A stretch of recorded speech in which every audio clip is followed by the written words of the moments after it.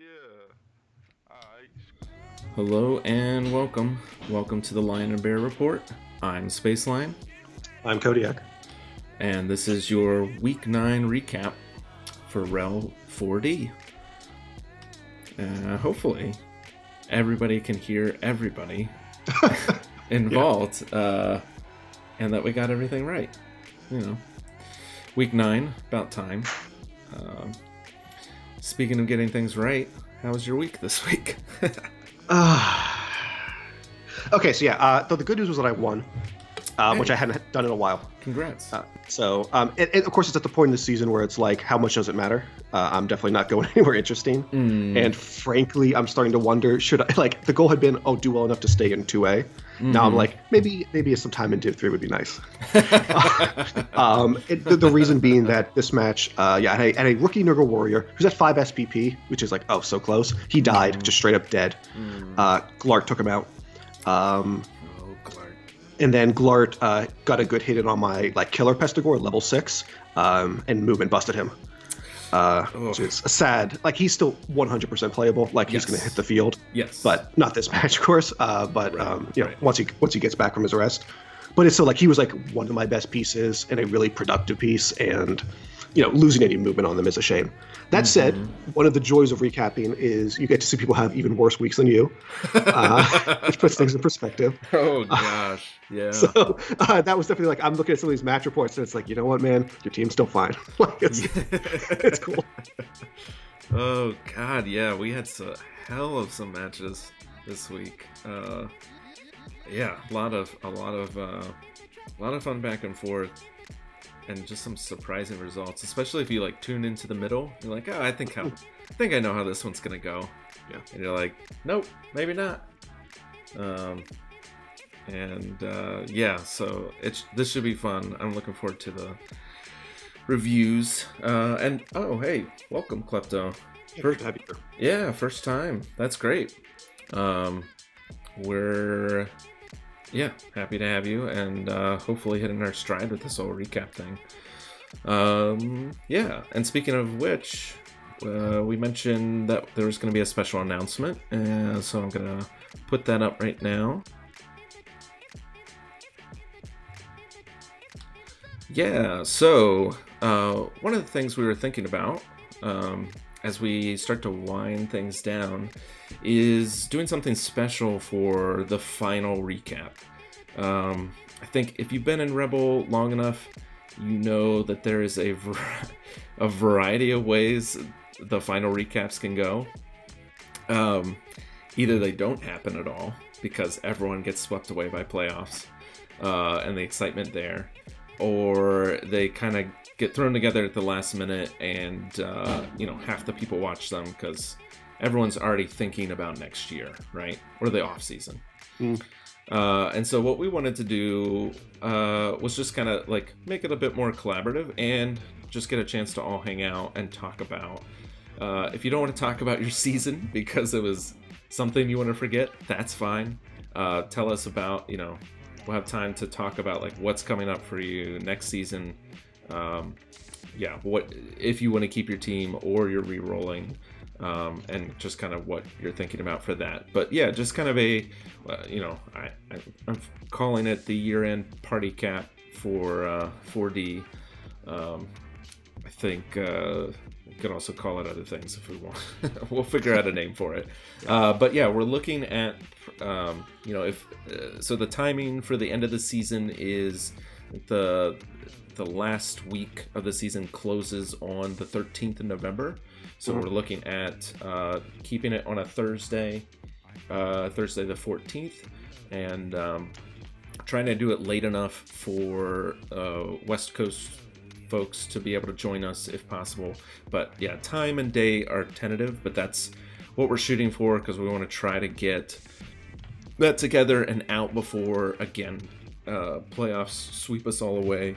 I know I really like watching the playoffs. I know, Kodiak, you've actually casted some playoff games. We're looking to do that again this year, I think. Yeah, really. First round is like March Madness to me, except more interesting. I don't know what to put it, because it happens so much more frequently. It feels even that more exciting. Because I mean, it does happen more frequently. Let's be clear, like 3 times a year. Yes, you will certainly see us involved in your playoffs.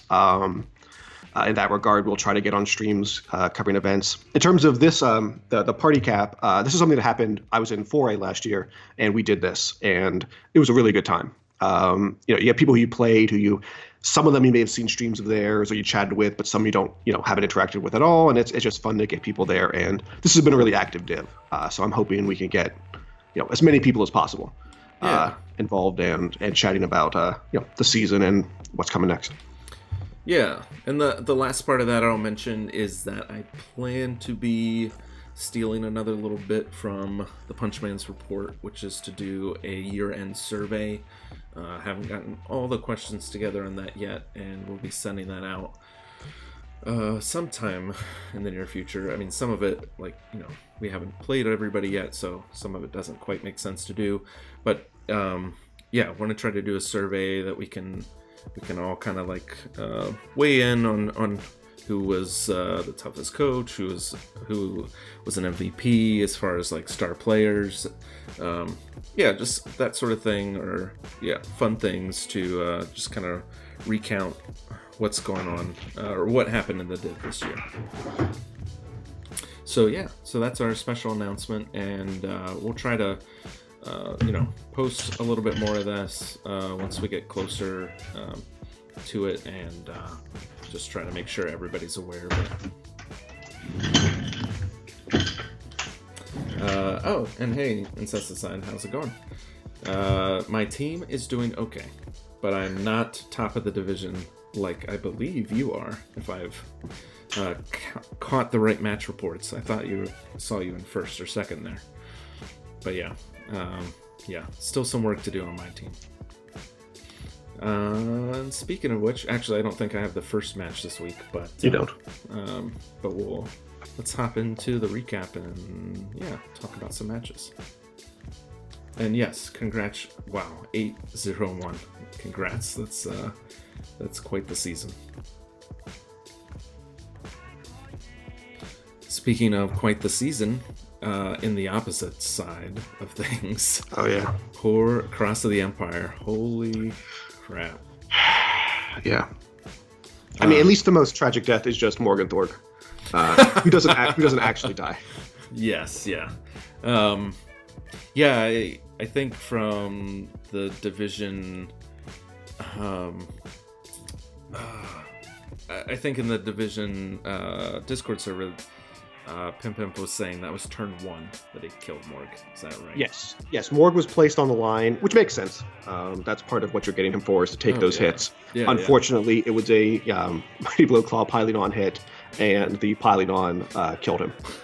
And that was that. So that was 430k on turn 1, which I guess he took the hit, right? That's what he's there for. You would have rather what Journeyman was the one who took that hit. Right. To be around a little bit longer. So that really got the game off to a good start. And it kind of just kept going from there. Mm-hmm. We did. I mean, it's one of those things where we see Pandito plays the game to the fullest, right? Massive elf pressure on the cage, hitting the corner so he can base the ball carrier. Yeah. But the problem was it was never actually able to threaten the ball itself that badly, that it was always able to be able to blocked off. Mm-hmm. And it just meant that elves kept leaving the field. So it's a sort of opening drive that Pimp has been complaining about not getting a lot. Yeah. How was I imagine the sodium levels were a bit lower this week. No. Yes, it was very much low sodium Pimp. Just kind of roll forwards, remove it. Yeah, yes, exactly. 29 armor breaks, pieces just leaving the field. Rookie catcher dies on turn 6. I'm just gonna jump straight to that. At that point, the elves have 4 pieces on the field.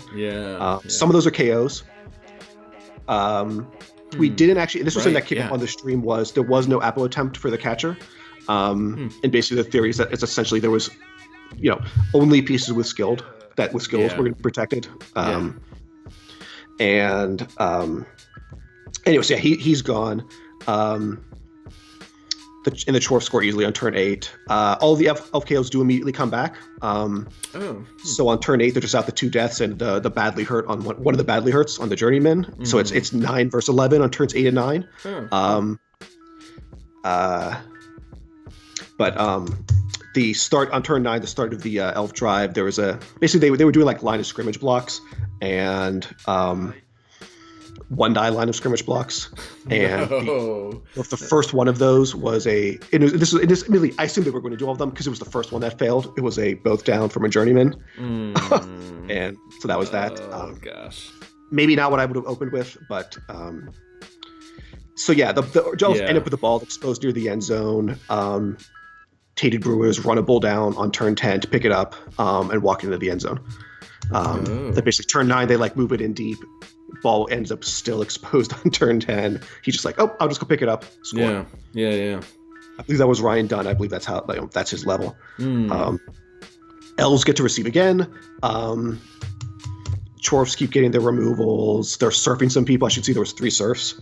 But they're also like getting KOs. They're getting casualties. The stat freak catcher, the Tabalion Elwa, he almost takes a movement bust, but that's where one of the Appos goes. Okay. Yeah, with 2 Appos, I think a turn 6 death, I think I would have gone in with one of those. You would consider it. I believe he ends with one of with one of those apothecaries left, considering he bought an extra one. Yeah, but because there's not that much that he came into the match with, like the thrower, the catcher, and the guard lineman, I guess. But the unleveled catcher is super expensive, right? It's like 110 or something. It's 100. I feel like we've done expensive. This. I feel like I've asked you this multiple times. Catchers are 100. Yeah. So, yeah, I don't know. I mean, that's the cost of a wandering Appo. So, anyway, yeah, I don't know. It's also tough because that doesn't always succeed. So, like using that, and if it just drains the Appo on a dead Appo dead, that feels almost worse sometimes. Yeah. But yeah, so at this point the Elves on there. This is so the game's 2-0 at this point, second half. They're only able to like basically partially cage because they have so few pieces on the field. They let it get too close to one of the Bull Centaurs, and who's able to knock the ball down. There's a first action failed dodge by the Elves attempting to recover from this. God dang, yeah. Which means the Chorfs are able to recover the ball. They then score the turn after that. It's 3-0, turn 14. Pandito's going to make one more shot at scoring.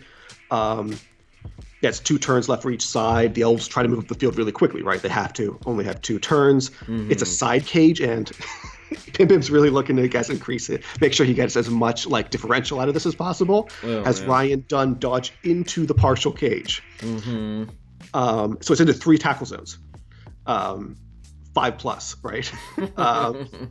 The free reroll gets used, but because the first roll is a 1, so always would have failed. But then he gets the 5 on the second roll, surfs the ball carrier, and that's the end of the touchdown attempt by the Elves. And Chaos Dwarves can't score, the 1 remaining turn, but that's fine. They're up 3-0. Yeah. So great win for Pim Pim. The sort of win that he's been looking for, where he just beats the shit out of some Elves. Yeah. No damage on his side. Unfortunate catcher loss. A bunch of badly hurts other than Morg. So could have been worse for Pandito. Yeah, that's true. They'll be getting their blitzer back next week, and I was gonna say like they'd have enough to replace their other blitzer. Yeah, and then I think you do that instead of the catcher. Yeah, the blitzers are the heart of. Yeah, catchers can level up pretty quickly. Blitzers come out with blocks sidestep. That's pretty nice. So you want that second one. And as we can see, Ryan Dunn got himself a double. This is I think last week also had a double we discussed on Mickey Mantle, which ended up just being break tackle. Yeah. You probably ignored this double as well. Dodge is the one you care about. Yeah, I think so. Yeah, Pim Pim was talking about it on the Division Discord, saying, I think out of the what did he say? Something about like 4 out of the 7 levels have been doubles or something like that. Yeah, that's right. Because you got 2 dodges, so he took 2 of them. Yeah. And he'll now have ignored 2 of them. Yeah. A second double on each, which most like I don't even know what you take. Jump up. Just kidding. No, that's agility roll. That'd be terrible. Yeah. Oh, yes, that's true.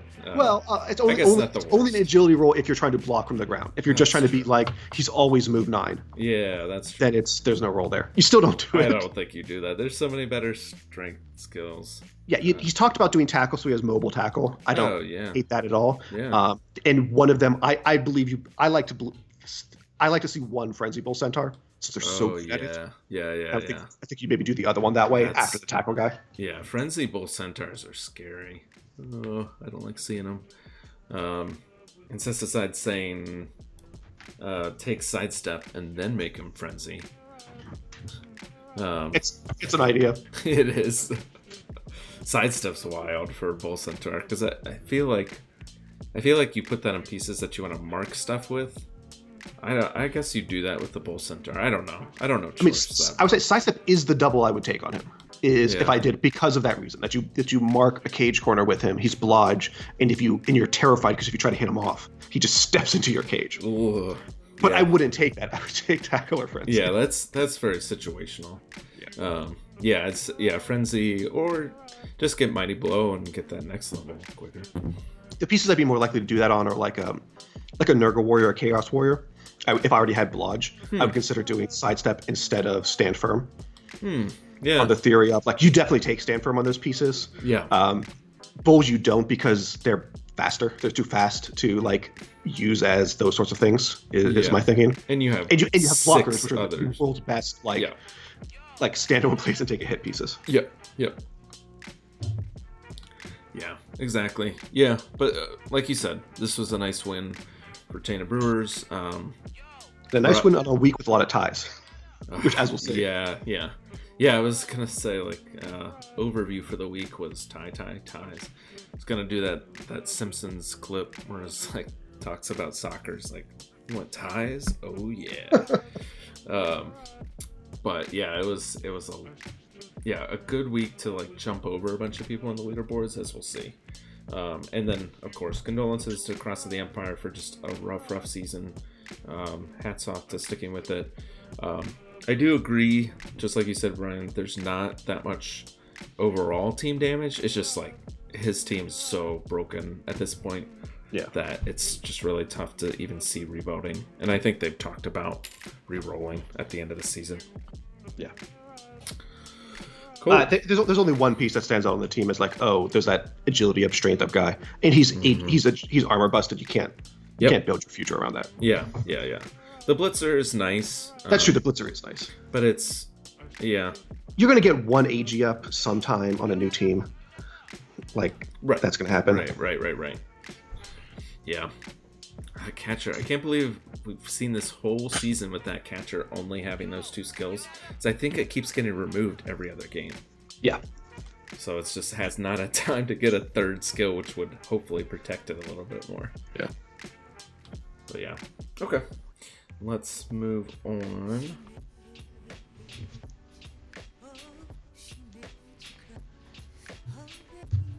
I'm trying to flip my screen or slide up. This is a tragic one coming up. Yeah. I do not know why my button is not working. Hold on. There we go. Oh yes, this tragedy. For both of us, really. Yeah, no one's happy about this. I would assume you're less unhappy, but no one's happy about this. Yeah. Well, your competitors are happy about this. How about that? Yeah, that's true. And Goat Work Oranges. Basically, the whole top half of the div. Yeah, so this match was interesting. It felt pretty even going in, even though Goatwork Orange was missing a Chaos Warrior.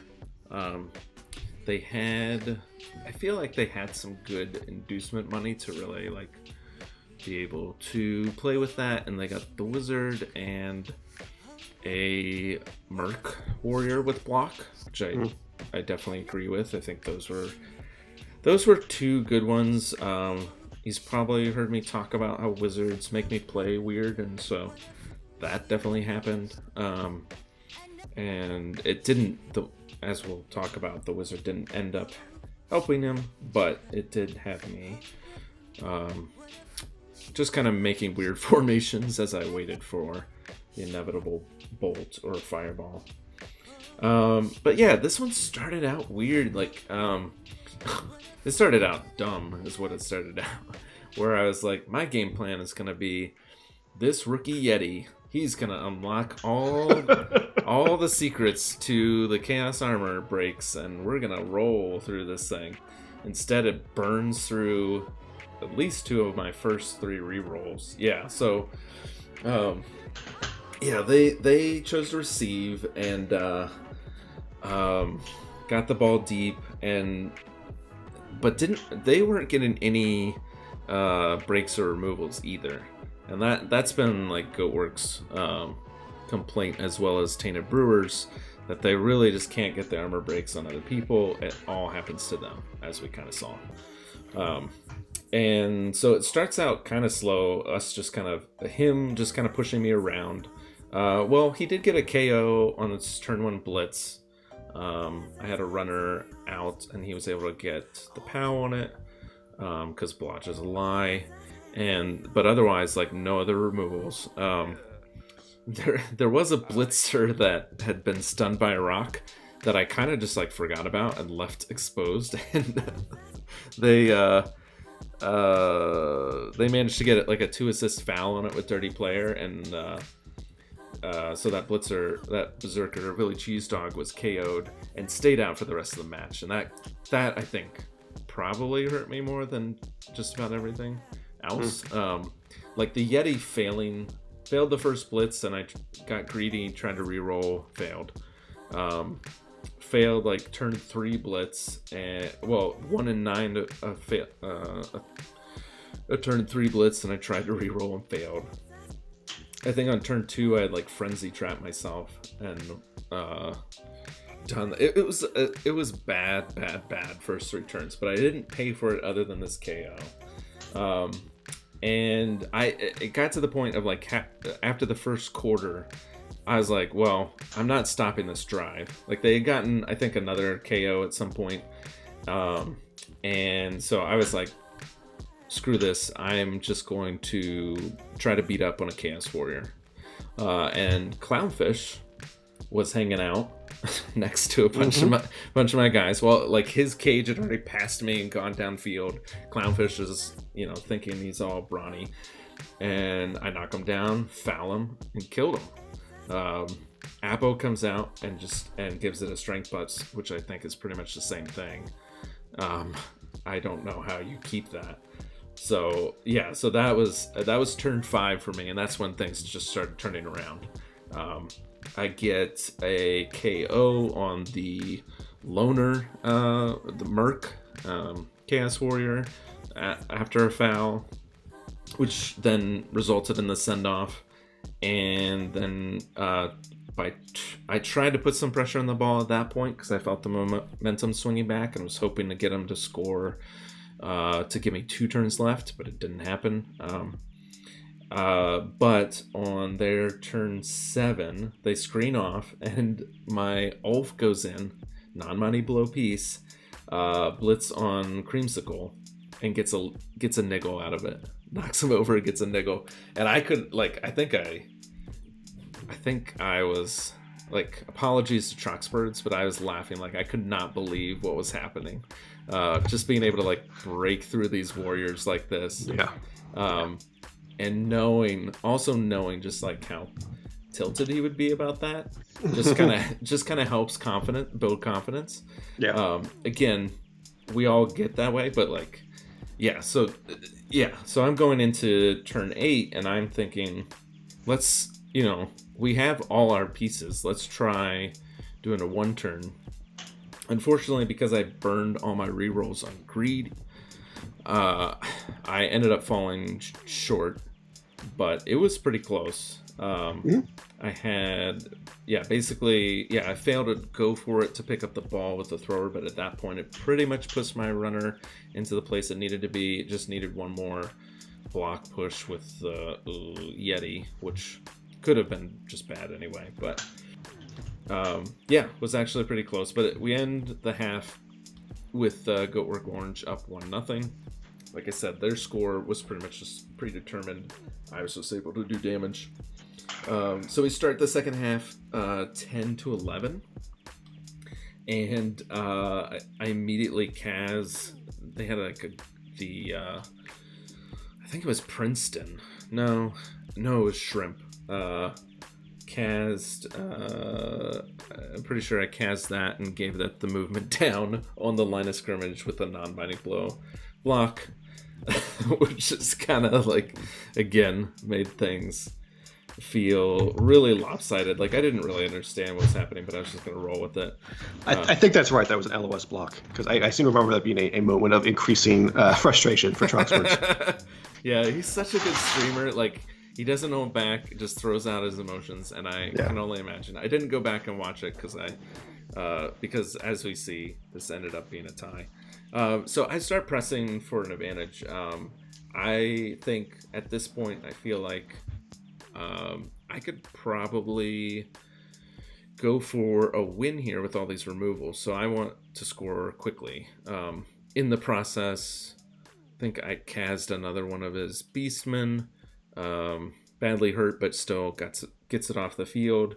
And managed to score on my turn 12, which I think lifts them with 5 turns left. But they only had 8 pieces left to my 11. And so they start out, they don't get any breaks in the LOS blocks. And they're kind of caged up during center field. So I just start to mark up things, try to put some pressure on them. Managed to do that, but I really didn't see this line of play at all, and this was really smart by Troxburghs, but gave him a lane that I thought he would try to cage up in, and instead he ran through and punted. And unfortunately, I had brought my safety in, because my safety's the strip ball piece, and I was going to use that next turn thinking his cage will be exposed. Well, either he saw that or just had this plan already set up, and he punts it. And so that then turns into a scramble for the ball. I get set up on turn 15 for a turn 16 scoring attempt. Troxworth does a good job to scuttle that pretty well. I have a 30% play to try to score and win, and come up just short. And there we have it, with the tie. This was an exciting match. And there's some really notable removals for the Chaos team that really hurt them. Yeah. I mean, like I said, not having one of my berserkers for the match hurt me in the moment, but these were removals on some key pieces for him that are gonna hurt long after this. Again, Clownfish, I think you had to fire, and of course gets the MVP. Creamsicle is probably fine, but it's a blemish on a. You're sad about it, but you can't get rid of it. Yep. It's just. Yep. And same for the guard block Beastman. But now he's got a set. Yeah. Which he actually commented on the stream that after it happened, he's like, Princeton should have been the one on the line anyways. Oh, yeah. Which would have been because you'd rather that was the way it was, right? Two movement busts on the one guy instead of. So you'd have a slow one to move with the cage, right? And then you'd have a fast one to use to help out the blitz or whatever. Yeah. Now you have 2 kind of slow ones. But I think, definitely the sting from not being able to pull off the 30% play, or even like set up a little bit better on turn 15, or just anticipate that punt would have been nice. Punt was a nice play. Yeah, yeah, definitely good thinking. I kind of forget how quick little Umph is, just because he stands in the back so often. But yeah, I think that's staying. It's not going to last into next week. I'm good. I'm ready to roll. But then, you know, for Goat Work Orange, I think they were saying just like that might be the season for them. As we'll see in terms of what their matchup is this week, the fact that they're going to be out those 2 Chaos Warriors is survivable. Yeah. That said, it's more of the tie, and you know he's going to have the money also to replace Clownfish after. So I actually don't think his season is any more over than yours is. Yeah. But it certainly makes the rest of the season harder, right? You're down some value, and you didn't get a win you wanted to win. Mm-hmm. Exactly. All right. Let's move on to our next match. Another big tie. Yeah. I think we'll be saying that for the next couple. Yes. Another big tie. It actually will be. Yeah. Yeah. So I didn't get to watch this, but I heard a lot about. I mean, the breaks are very telling, but the score tells a different story. Insecticide commenting that needing to level up a new warrior this late in the season is crushing. I know. I had a Nurgle warrior die in my last match, and I'm really unhappy about it. Yeah. That said, unlike Troxbirds, I'm not actually trying to win the season, so it's even worse for him because he's going to be trying to win games while having to worry about it, whereas I could just like prioritize blocks. That said, onto the match in front of us. So one thing I'll note is Walnut, that move up. That was an unassigned level last time we talked about this team. So he's now a really fast War Dancer. Yeah. Wow. That's cool. But he won't be in the next match because he took an MNG. Yeah, not as cool. So this match, all bark no bite received. They basically they do the thing you do as an elf team. They held deep for as long as you can get away with it, right? Turn 3, Clown Thulu moves up a threat, and then David Leclerc responds by basically moving halfway up into Sterling Hornet's half of the field on turn 4. So it's one of those like move 3/4 of the field sort of things that elves can do. Yeah. Clown Thulu then gets enough pressure on the ball, not able to knock it down or anything, but just like get pieces near it. That David Leclerc goes ahead, scores on turn 5. That leaves 4 turns for the Pro Elves to counter. So the Sterling Hornets, they'll have that basically a second quarter drive, and it's 10v10 at that point. Not a lot of like crazy stuff going on yet. Old Bark No Bite actually gets a blitz, but it was a deep enough kick that they can't get anyone under it. It actually kind of works out against them. They end up kind of hollowing out their defensive screen to put people a few squares from the ball. That lets Sterling Hornets quickly move the ball up to a player that was on the line of scrimmage, and then deep past them. There's only one safety, and he gets KO'd by the blitz. Oh, wow. Though it does actually get sort of exciting. David Leclerc, Woodell's very fast team. He's able to, with some go for it, get Oldia and the strip ball War Dancer on the ball. Ooh. Which and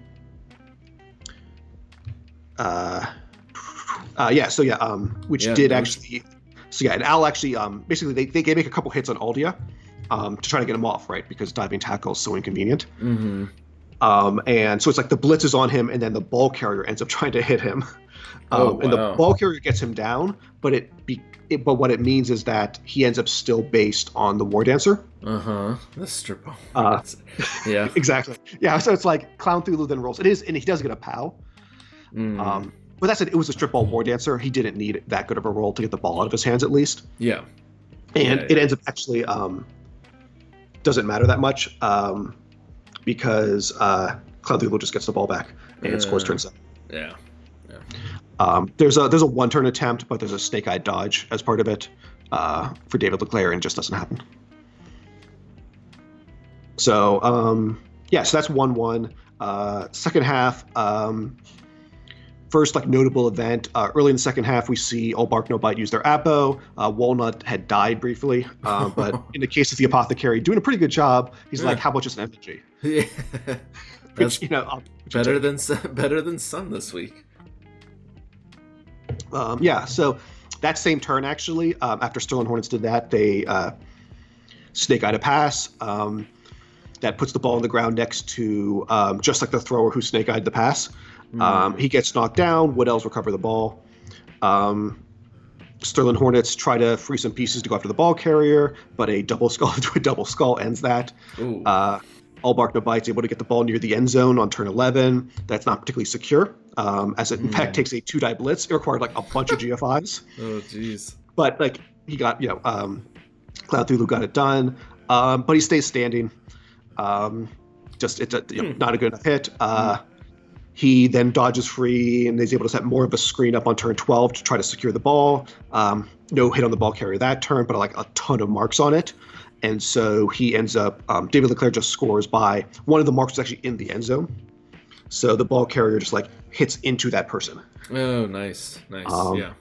In fact, that player was the White Raven, the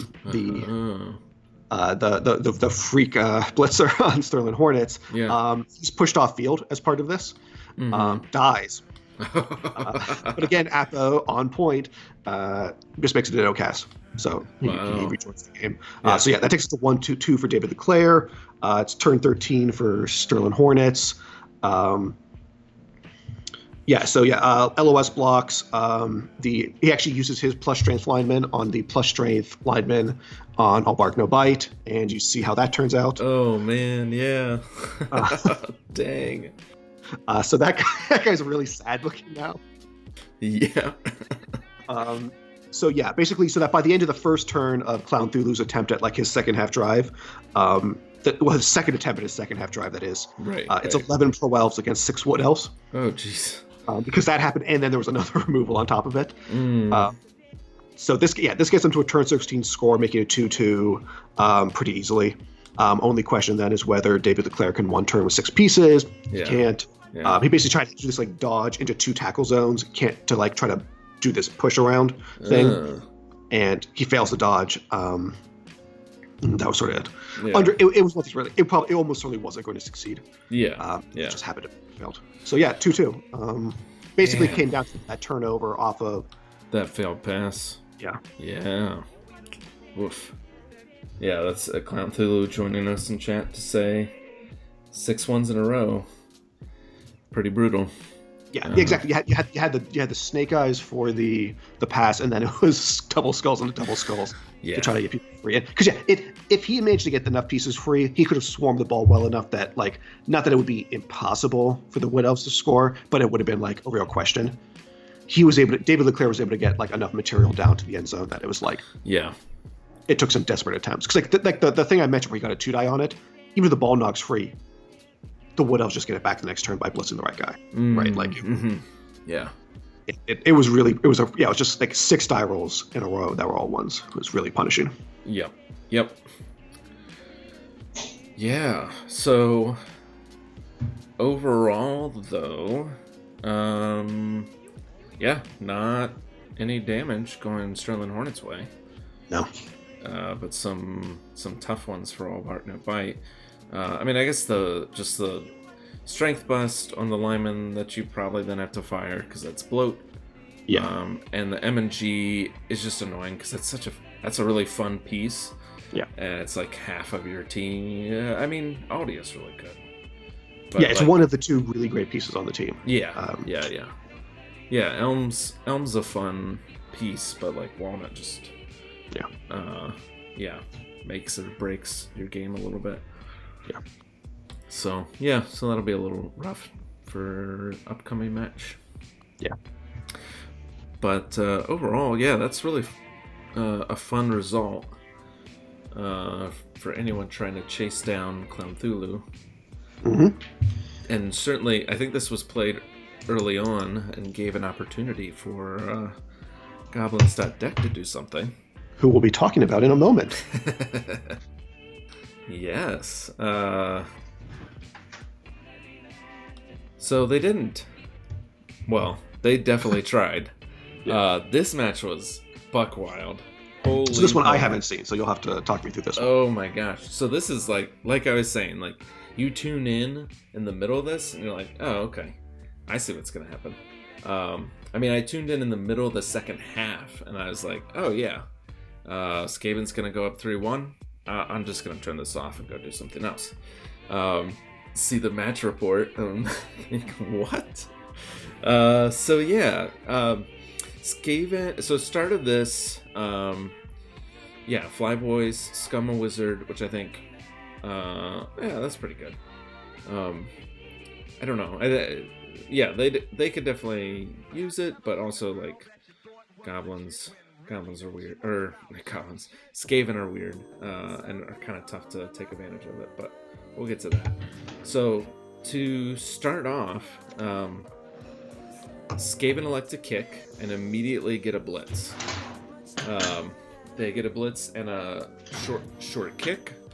Festering Goblin does its job, and Skaven get under the ball with multiple gutter runners. Like it's just like basically has a full cage built in the middle of the Flyboys formation. Like there's pieces of like, hey, wait, aren't we supposed to go the other way? And so like they're set. Like Skaven's got it. They catch the kick. Humans try to fight back and win the ball, and they do. They actually get a blitz on the ball carrier, knock it down. I think it was, I can't remember which of the gutter runners had it, but get the knockdown, follow up, and the blitzer catches the ball. So they have it. Skaven fight back, and they like kill that random lineman, Robert Leon Vance. They use strip ball, the strip ball leap piece, triform cutter, to get the ball out, and then they have the ball again. And I think they have it kind of screened to the side at that point. Humans are able to reach and blitz. Kiki Jiki had it. They blitz Kiki Jiki, KO Kiki Jiki, and recover the ball and toss it downfield to Chuck Yeager. Most of the rats at this point are at halfway line or into their opponent's half of the field. So Yeager's pretty far up and alone, but rats are pretty fast, so they do catch up to him, but they don't get a blitz on him. They turn over on like a boat down double skull and or defender down. And I think that was kind of early on. They might have been setting up for something, but they weren't able to do that. So humans in turn 3 are feeling a little bit, feeling their oats a little bit, so they start to try to get some removals, but don't get anything done. Yeager dodges out and thinks about stalling for a minute. Like even on the replay, you can see it because of like how he positions it, and then he's like, nah. We're not messing with that. So turn 3, they score. So I mean, all in all, if goblins are going for a 2-1 grind, that's a good start for them.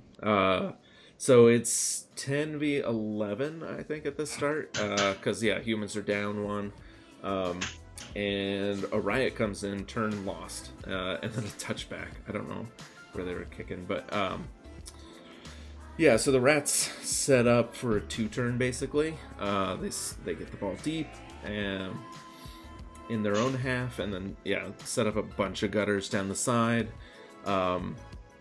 and the humans blitz down, triform cutter, and get a KO, and then just like try to defend against the 2-turn. But the Skaven do Skaven things, basically 2 heads. I mean, they have a couple of them, but I think it was Murderous Red Cap just like dodged through, scores. So it's 1-1 at turn 5.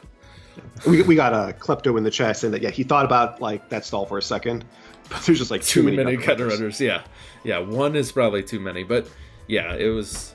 Skaven are just so fast. So then on their kick, they do a short kick, but it's high kick and catch by the humans. Oh yeah, I remember seeing this, and this was wild. So they get the high catch and the high kick and the catch. I mentioned that because and I mentioned the short kick is because they're sitting up pretty close to the line, but not behind anybody. Their first LOS hit is a dub skull, and they have no rerolls. So the ball carrier is sitting out there all alone. I think it was the thrower, Eddie Rickenbauer, just sitting there like, So rats do their rat thing, knock the ball free, and swarm it. But Redcap actually snakes the dodge to make the pickup. So the ball's still sitting there, but a ton of rats in the way. Humans fight back. They do a nifty like chain push to like chain push the ball free, which I thought was aggressive because there's rats standing all around it. But they managed to KO Pile Driver in the midst of that and badly hurt Trash Master. But they can't get the ball. So the rats recover, and they pull the ball back and send gutter runners forward, which I thought was really smart. Like on a turn 7 to do something like that, it felt, like I would feel more desperate and just try to push. But they were able to get the ball backwards and get people up the field. So turn 8, humans, all they have left to do is defend because they don't have anybody in scoring position. They blitz the main gutter runner that's open, which was Redcap, but they don't make it a 3-die for some reason. This I felt like just like I think they were just like I don't know, thinking about many different scenarios and just didn't see it because they had pieces available to make it happen. They don't get the knockdown, and Redcap escapes the next turn. They trip in the end zone. But the reroll saves that, but then a handoff fails. So like Skaven just had to not roll once, and they did it twice. And so after 8 turns, we're at 1-1 somehow. All of that back and forth, and we're at 1-1. So start of the second half, Pile Driver still stays out, so it's 9 rats to 10. And Skaven again set up for a 2-turn. They start fouling now, which I thought was interesting. They have the dirty player, so yeah, go for it. But they don't really have the piece advantage. Yeah. But I think they saw a good enough trade. I think there was like it might have even been the Mighty Blow Guard Blitzer that was down. They don't get anything on it, but just like, yeah, they were being aggressive. So the humans try to do punch some gutter runners. This time they make 3 die, and they get a KO and a greed reroll, and try to defend again. But again, Skaven can pretty easily 2-turn, and they do. They had to use a reroll, but otherwise they get it and are up 2-1. Humans on their drive get 3 stuns off the bat, and manage to like get the ball midfield and caged. Like they're going hard for a quick score. Skaven try to punch back and screen, and so like the humans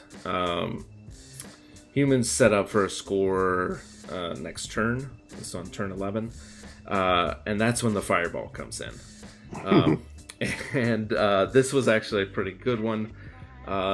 It KO'd the thrower ball carrier and knocked down one of the cage corners. So again, we got rats just piling in.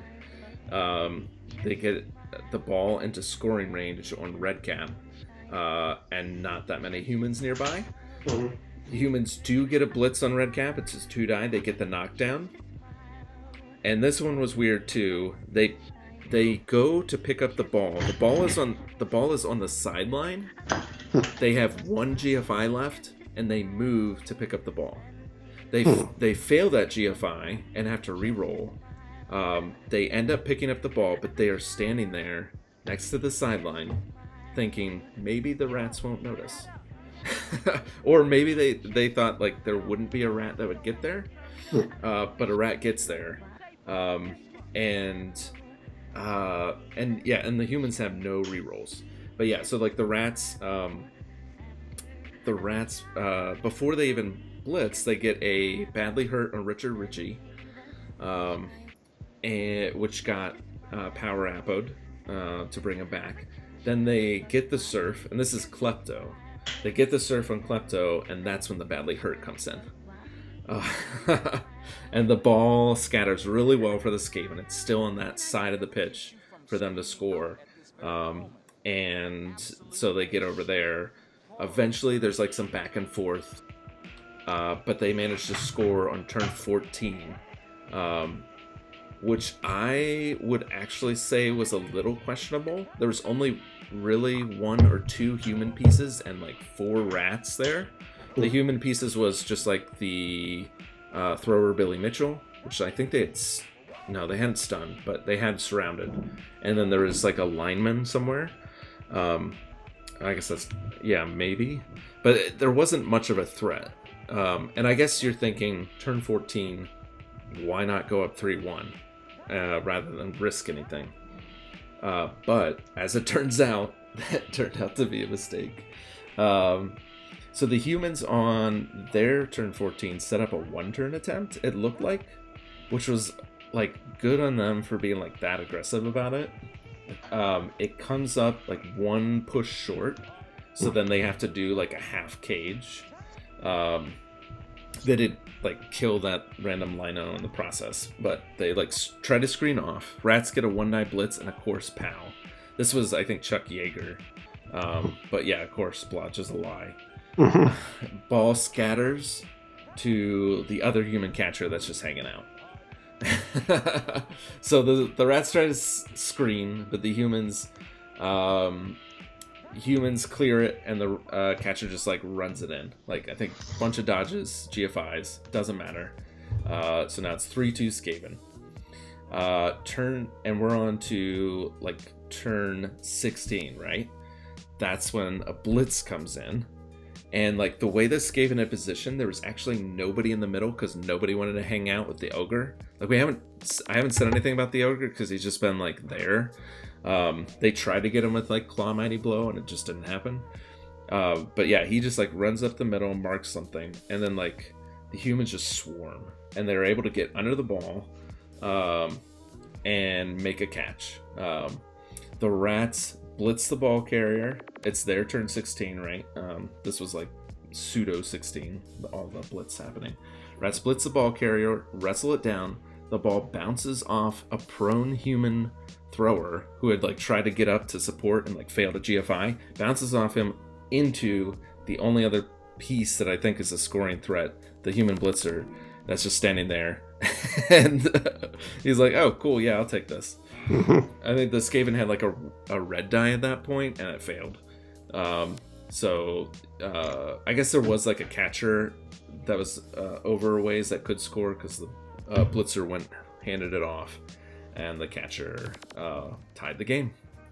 It was a lot of fun to watch, and that, obviously there was a lot of things to recount with that, just because it was so wild. Yeah, I mean, a 3-3 match, you kind of look at it, you're like, there was an extended story about how you managed to get 6 touchdowns in one game. Yeah, absolutely. So yeah, really fun match to watch. Like I said, really good on the Flyboys to pull out the tie after going down 3-1. And just like, from like piece removal standpoint, it was just fun to watch. Nothing big got destroyed. 2 rookie linemen on a rookie lineman on each team died. Like that's like the price of like a fun match.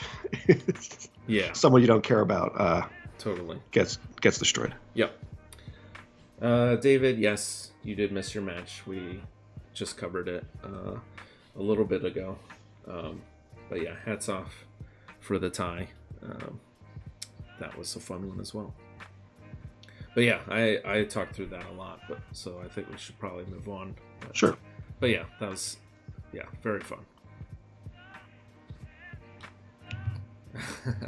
This one is another tie, but not that surprising. No, this is one that went down exactly as we predicted it would. Yeah, I didn't watch it, but that's good to know that we are doing well in our predictions at this point. Yeah, so this was the prediction here was that the Rats of Nim would score on turns 1 and 16, and the Orcs would have the ball for 16 turns in between and would manage to produce 2 touchdowns in that time. And that's exactly what happened. Yeah. The thing we actually didn't take into account is like, oh, what happens if like the Rats don't receive? But fortunately, didn't have to worry about that. Yeah. So we see a Wizard and a Wandering Apothecary, very sensible choices. The Orcs chose to defend, which again makes sense against agility. I would too. Yeah. So Orcs choose to defend, and the Rats immediately 1 turn, no problem. The Orcs then basically have their 8-turn offense. Yeah. Fireball comes out against the Orc cage like very rapidly, but it only knocks down 1 rear corner, and it's the one that was the least exposed to the Skaven, and it doesn't amount to much. The real like notable thing on the Orc drive, which does result in a touchdown, was just the Roger just killing it. Oh, interesting. He got multiple pieces off the field. He got that Kaz, the only Kaz that actually like stuck. Yeah, that's him. He got a number of KOs. He was helped by that, like at the start of the Orc drive, there was a perfect defense, and Upi Cubby I thought did a very nice job of like taking 2 pieces and isolating them with alignment in the Roger. Nice, yeah. And it just meant that the Roger kept getting to make hits without having to be the blitz, right? Yeah. He could just like be like, cool, Yep. I'm making my blocks. It's a 2+ for the wild animal, and I don't have to waste my blitz on this guy. And that got some pieces off the field. Nice. Basically the Orcs managed to stun him on turn 6, and they're like, oh, thank God. Run up the field, managed on the next turn because he finally can't blitz at them and like get at them. Yeah. And they get up the field, turn 7, they cage up in the middle of the Skaven half for a pretty straightforward turn 8 touchdown. Second half, it's 9 Orcs to 7 Rats. The Orcs have been basically getting their own removals, because against like not particularly super important pieces, and that was thanks in part to 2 KOs staying out for both teams. The Roger unfortunately takes a badly hurt, really early on, like turn 9 or 10. He actually he gets appoed, which I was a little surprised by, because it just moved him to no Kaz. And like my assumption was the Orcs were going to take 8 turns to score, and they did in fact take 8 turns to score. Right. Only came out on turn 16. Yeah. That's. I mean, I guess you're so happy with the job that Fitzgibbons was doing. You're like, here you go, buddy. Here's a little reward. Yeah. And it ended up not being like too big of a problem. Auntie Shrew might have been saved, if not for that. But that's not big of a loss. Yeah, so that was the second one that got used, or was that the first of the 2? That was the first of the 2, I believe. Okay. But yeah, even still, like... yes. I actually wrote that down. Yes, that was the first of the 2 apothecaries, so not the huge steal, but still. Right. It was an 8-turn Orc drive. It just didn't matter that much. Yeah. With the Roger off the field, the Orcs stopped taking removals. They're able to advance up the field fairly easily. They're continuing to make hits. The second Apple comes out with Martin Brisby dies momentarily. Whoa! But in as part of the Apple, just really killing it this week. Yeah. Except for one really notable exception. One piece, yeah. He no-casses him, so he's back to make the 1 turn. Oh my gosh, that would have been wild. Yeah. The one expulsion we see, little Gwain's like, well, how did a Black Orc? That was turn 16. Okay. He just did it. He had a foul on Justin, and he's like, screw that guy. It wouldn't actually matter for like the match itself, but I assume that was for us. So we look at Justin like, this dude sucks. Oh yeah. Oh man. Chef's kiss. That's beautiful. Thanks, good. But that was just the KO, so he's fine. Did you say that was on turn 16? Yep, turn 16. So they did that, and then they scored. Yeah, no. That was the Orcs Oh yeah. Because the Orcs had the drive, and then the Yes. They fouled him on turn 16. Oh my gosh! I guess they were like, well, either way, this is probably going to be a tie because Martin Brisby. Yeah. But then Martin Brisby does in fact one turn trivially. Wait, no. So like Black Orc got thrown out. That couldn't have been. No. I must be remembering. It must have been like turn 15 or something. Yeah. So it's like, how did they get the second touchdown? Yeah, no, my notes must be wrong. My apologies. No, that's okay. I was like, oh man. But yeah. No, it can't have been. So yeah, it was presumably turn 15. I just wrote it down wrong, and turn 16 they score, and then this gave in one turn. Mm-hmm. And that got, or either that or this first touchdown got Martin Brisby his sure feet. Yep. So he's complete. He's incredible. Like he's built for one thing only, but he's really, really good at it. Yeah. He'll presumably get more touchdowns, and the thing you tend to see on that is then leap as the final skill. But yeah. He's awesome. You know, yeah. If Rats of Nimi has another season, it'll be because of him. Oh yeah. And Fitzgibbons, he got that Kaz. He's looking good. Yeah. Stand firm's great. You were hoping for block at some point, though. Frankly, Juggernaut makes that a little bit less essential. Yeah. He's cool. Yeah. I wonder if you want to guard at some point, but I don't think the Rats and Nim really play that bashy of a game. I mean, as evidenced by they can't because blocks. Their Storm Vermin are so bad. Right. But that's really the critical flaw of the team, is that the Storm Vermin are like, the Gut Runners are amazing, but you also need the Storm Vermin to be able to produce, and his don't. Yep. Cool.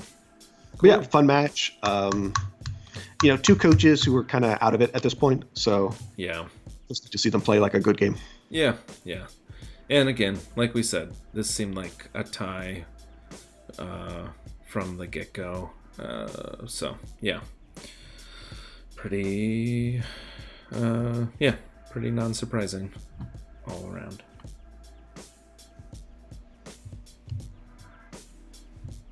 All right, next one is Arf, I'm an Elf. Taking it to Silkwood City Slickers. Is this did we have 3-0 matches this week? We did, didn't we? Yep. Man. Yeah, it's either that or tie. Yep, 3 ties, 3... no, I'm sorry, there were, of course, 4 ties, and then 3-0 matches. That's really weird. It's so weird. Oh my gosh. This looks brutal. So one team came out of this real good. Just one real bad. Yeah, I meant to watch this and never got around to it. Just to see like what is happening with these Necro who've like made this surge and are just tearing through people. Yeah. Okay, so this one. So things kind of go badly for the Elves pretty early on. They choose to receive. They're moving up the field. They sideline Cage, and unfortunately, the cage is like full enough that Onosaurus sets up a surf on the ball carrier through some like shade bushes, and the crowd very nicely puts that back in the Elf half of the field, where they don't have any players left. Now the Necro actually have some trouble getting to it. Like Wolf attempts to GFI to get like on the ball and Snake Eyes. But then unfortunately the Elves try to go pick it up. They try to pick it up in one tackle zone, and they get a pair of 2s. Oh wow. It was actually sort of interesting situation, which was they could have gotten rid of that tackle zone with the blitz. Instead, they surf Glorfindel. Oh, yeah. Who takes a badly hurt, but then regens it, so he's going to be back shortly. Mm-hmm. So they basically went for get a piece off the field instead of get that tackle zone off, and it kind of bites them in the ass with that pair of 2s. Necro gets another attempt at it. Before that, they serve Jack Plansong, who takes a niggle. And Raven Post like, clearly this is the worst thing that's going to happen to me this game. So that gets the Apo to turn it into an MNG. Oh, wow. So yeah, really eventful first few turns. Second, and Necro has the ball at this point. Second quarter is a mix of the L's taking some desperate swings of the ball and trying to damage stuff, with Necro frankly holding on to it fairly easily and getting the better of the damage game. Because of how much the Elves expose themselves trying to just go after the ball. Yeah. And they score on turn 8, no problem. So yeah, and by the half, frankly, it was one of the things where my understanding is Raven Poe's going to retire this team at the end of the season. Yeah. That he's I don't want to play Elves again next season. Yeah. And so you could kind of feel that in the play of Ponosaurus was playing really disciplined and taking the maximal advantage of everything. Whereas Raven Poe was doing stuff let's surf this guy who I can surf, rather than do as good a job as possible at getting at the ball. Yeah, yeah. Second half features even more Elves leaving the field. The only Necro removal all game being the expulsions. And Necro scores in only a few turns to make it 2-0. Necro can field a full 11, just missing the one of the zombies that got fouled out. The Elves are down to 6 pieces at this point. Casualty box has both War Dancers, the Tree, the Strength of Lyman, and Eldril. And so and that's basically where the match is going to be at the end of it, except that, as you see, Dave Man Jr. will eventually take a badly hurt. The Elves get the ball, but with their manpower disadvantage and just how incredible the Wolves are, they can't protect it. They rapidly move it to a journeyman in the Necro half of the field, presumably to make him the target of the blitz that's about to come in on him, since they just could not protect it. Right. Given those to be a pure potato, it's have a do take it. I'm fine dying. Then Necro gets the ball. Dave Man Jr. Then he takes his badly hurt, going after the Necro ball. He does a cage dive to make a 3 dive on the ball carrier. Oh wow. He actually survives that, but that leaves him based against the Strength of Mighty Blow Wolf. That is not what takes him out, though. Wow. The Wolf really knocks him down. It's the 5-assist foul that gets rid of him. Necro scores for the third time on turn 16. Elf turn 16. Only thing interesting that happens is Quintus over on the Necro team. One of them. God damn it. He almost takes an MNG from a journeyman hitting him, but then he regens. It's fine. I would say one note is Galadriel. He's thanks to that MVP. He's now just 1 SPP from leveling. Very nice. So hope he'll presumably be set up to take a lot of good hits because you get guard him, and then he's a blodge from guard piece. This, Arf, I'm an elf, as we'll see from the leaderboard and the probability sheet, is actually in a better position than they were, this season. They're also just looking really nice for next season. As you can see, 2 levels. We've talked about how much these werewolves love to dodge. So the strength of one gets agility up, the other gets dodge. They're both going to be better at it. And Legolas 2.0 is just amazing. That is a absolutely incredible wolf. So that's ridiculous. Ponosaurus, I think, is in a really great position to. As we'll see, the odds sheet gives him only so odds of getting somewhere. He's in a beautiful position with his team to really produce for the last push on this season. And even if he doesn't get that done, his team's looking great for next season. Now that we've said that, obviously we're going to see some deaths. Stat bust on the good pieces. Caster Curse come into effect, but though we did, I would say, at the start of the season, we did pull out Arf as a surprise wild card potential for the season, and they're surprising. I feel like I've kind of underrated them throughout until now, just kind of as the wild the wild gunslinger necro coach who just dodges his werewolves everywhere. But they've been playing really solid and just letting their wolves do the work. To be honest, looking at my notes, you're the one who called him out. You had him as your wild card. Okay. I was significantly. I was like, it's an okay looking team. Okay, fair enough. But yeah, no, we probably did curse them. They're probably due for a werewolf death soon. But getting dodge on Elrond is pretty good. Good way to pretend like you're going to stop it from happening. But yeah, nice, ridiculous result here.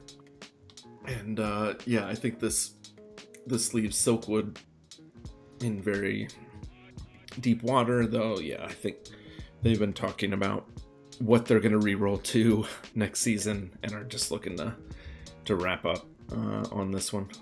Yeah, because Tree Squared's obviously gone. Bailey Crystalwood with that strength bust is fired. And there's going to be an MNG, War Dancer. So like this is really bad for the team, but of the teams that had really bad things happen to them this week, I feel the least bad about this one because Raven Poe is not an elf coach, is going to be perfectly happy to switch to something else and just like kill it with something he's good at because he's got a number of teams he's really incredible at playing. So he'll either do that and do really well, or he'll do some other thing that's like fun to try out, and it'll be one of those two. Yeah, which I think this was for them like a fun thing to try out. They had a good first season. It was back in season 10. But they got 7 wins with this team in the rookie division then. And then took a season off, and apparently all the momentum was lost or something. But tough season for them, but they were a last minute replacement. They missed the first week because the coach that was supposed to be there missed the first week, and then came in and has been a good part of the division. Just, not getting the results they want. Yeah. Cool. Well, speaking of the team we really cursed, it's Peak Altitude. Yeah. And I don't know who they blame for that curse more. I think it's me, because so I always be like, hey, we'll cast your game for you. And like, please don't. But this one is so wild, and I think this illustrates what is the understory of this division, which is the Skaven Rat Rodents not caring about touchdowns, but boy, they want that Kaz differential, like trophy, whatever it's gonna be, because they're just rolling in it. I watched this one, and it was weird because, as I'll mention, like the third touchdown I think came when there was like 2 elves on the field. So that's just a little teaser. But yeah, to start, the Khemri elect to receive, as they are wont to do, because they just want to punch a bunch of stuff.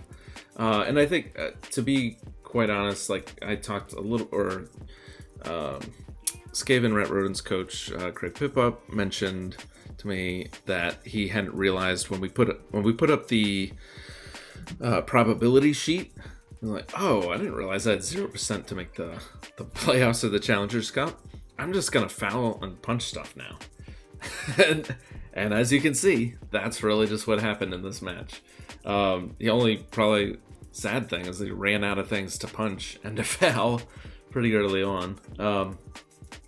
But actually, like at the start, they really weren't able to do much damage. There's like a few matches this week were slow to start. This was one of them. Even Ultra Craig, who was just like greed re-rolling every single blitz. Like literally, I think they were out of re-rolls by turn 5. Like Ultra Craig just like kept blitzing, didn't get the knockdown. Greed re-rolls, got a knockdown, but no removal. Like I think they got their first removal. They did get a removal on turn 3 on a foul. They got the Penatubo miss next game on a foul. And on turn 4, they get another foul on a loner and got the Kaz. I don't remember which one.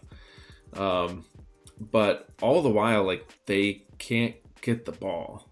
like their thrower either got it and didn't get safe. My notes are a little unclear because I'm just like, oh, here's another punch, here's a foul, here's another punch, here's a foul. But yeah, what? How did they get the ball? They picked it up. So the Elves got the ball in turn 2. I don't even know how this happened. Oh no, they got it on turn 1. Like the Khemri didn't have the ball screened off at all. The Tomb Guardians were all clumped up, like trying to beat up on some LOS Elves. And the Elves just went around. Elves just went around, blitzed down a piece marking the ball. I think the throw rod failed to pick up. And they just pick it up and get it deep. And there's, Skaven are pretty slow. Sorry, god damn it. So it sounds like Craig Pippup is fully in his, I don't give a shit. I'm just going to do damage phase of the season. Yeah. Not just not just the last quarter where he's going to lose that match. Yes, yeah, exactly. So yeah, the Elves score on turn 4. They obviously don't get any removals or anything like that. They on the kick to the Khemri, get the ref comes out, which Khemri are pretty excited about. And yeah, they do the same thing where they're just trying to punch stuff.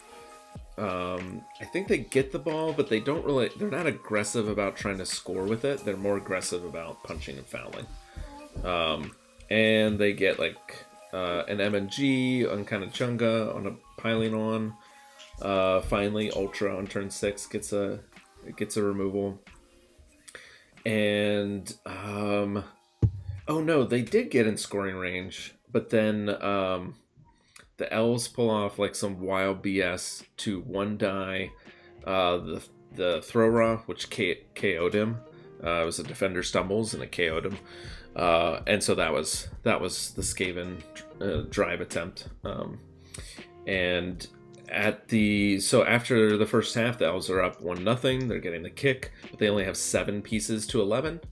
So the Elves hurriedly try to set up a 2-turn. It was a little clumped, and the Khemri don't really care. They're just punching stuff, fouling stuff, and they get a Kaz. The Elves, there were some pieces marking up their catcher that they wanted to score on, and I felt like there was another way to do this, but the Elves end up red dyeing a Tomb Guardian to get the catcher free. But they have to use a reroll, which ends up hurting them because their thrower, who moves to chuck the ball, fails a GFI, and then the ball's just on the ground midfield. But it doesn't end up mattering all that much because Khemri are just all over the place trying to chase down Elves and beat them up. So I think they get some skeletons on the ball. Yeah, they do actually. There's actually 3 tackle zones on it. Okay, so they did pay attention. There's 3 tackle zones on the ball, but they always just pick it up, dodge away, pass, and score. So okay. And that was on turn 11. The kick was a riot that gave everybody 1 turn, which the Elves gotta be you're kidding me, you're killing me here, Nuffle. Because they have 5 pieces left, and the Skaven still have 11. I don't think the bribe's even been used. So they just they punched the heck out of everything. The kick was really deep, and right now, unfortunately, the throw raw is still KO'd from the end of the first half, and so they can't pick it up. They have a skeleton in the back while everybody else is up front punching Elves, and there's just one blitzer running to get the ball while all of his teammates are dying, and picks it up. Even gets blitzed by a couple skeletons and nothing happens from it. So then they manage to score on turn 15 3-0. but there's 2 elves left at that point. And yeah, this, nothing.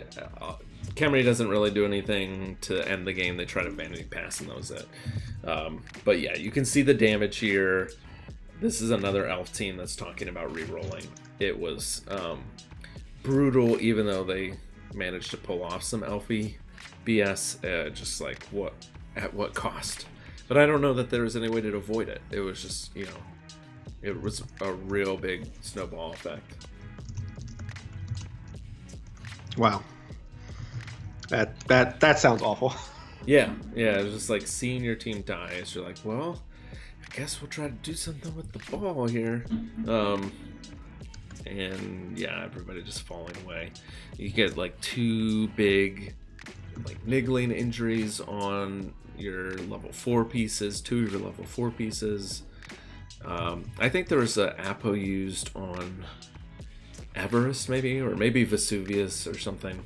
I don't quite remember. I think Vesuvius actually took like a ton of fouls and then finally got niggled. But yeah, it was rough, and I think Dark Anna was talking about that this just signaling the end. Yeah, it's.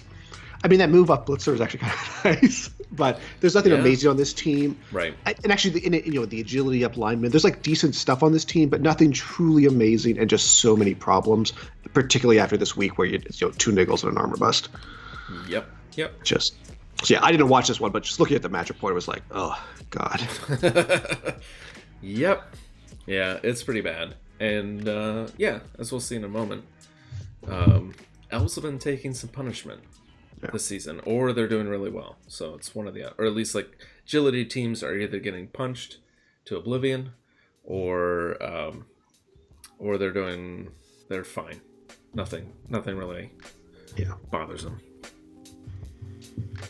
So yeah, let's move on to the leaderboard. Yeah, one elf team doing well. I'm grouping in the Skaven as an agility team, as the other team doing well. So, but yeah, rest of the elves not so well.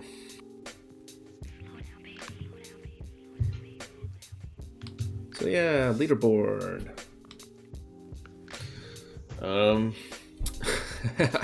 As we talked about with the top, a lot of ties just keep things close, but we had some teams like leap up because of their wins, notably Tainted Brewers and Arf I'm Elf.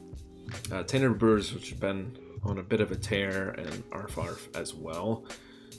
Goodness. Yeah, you just follow that line all the way down, and it's like since week 4 is that right? 5 straight wins?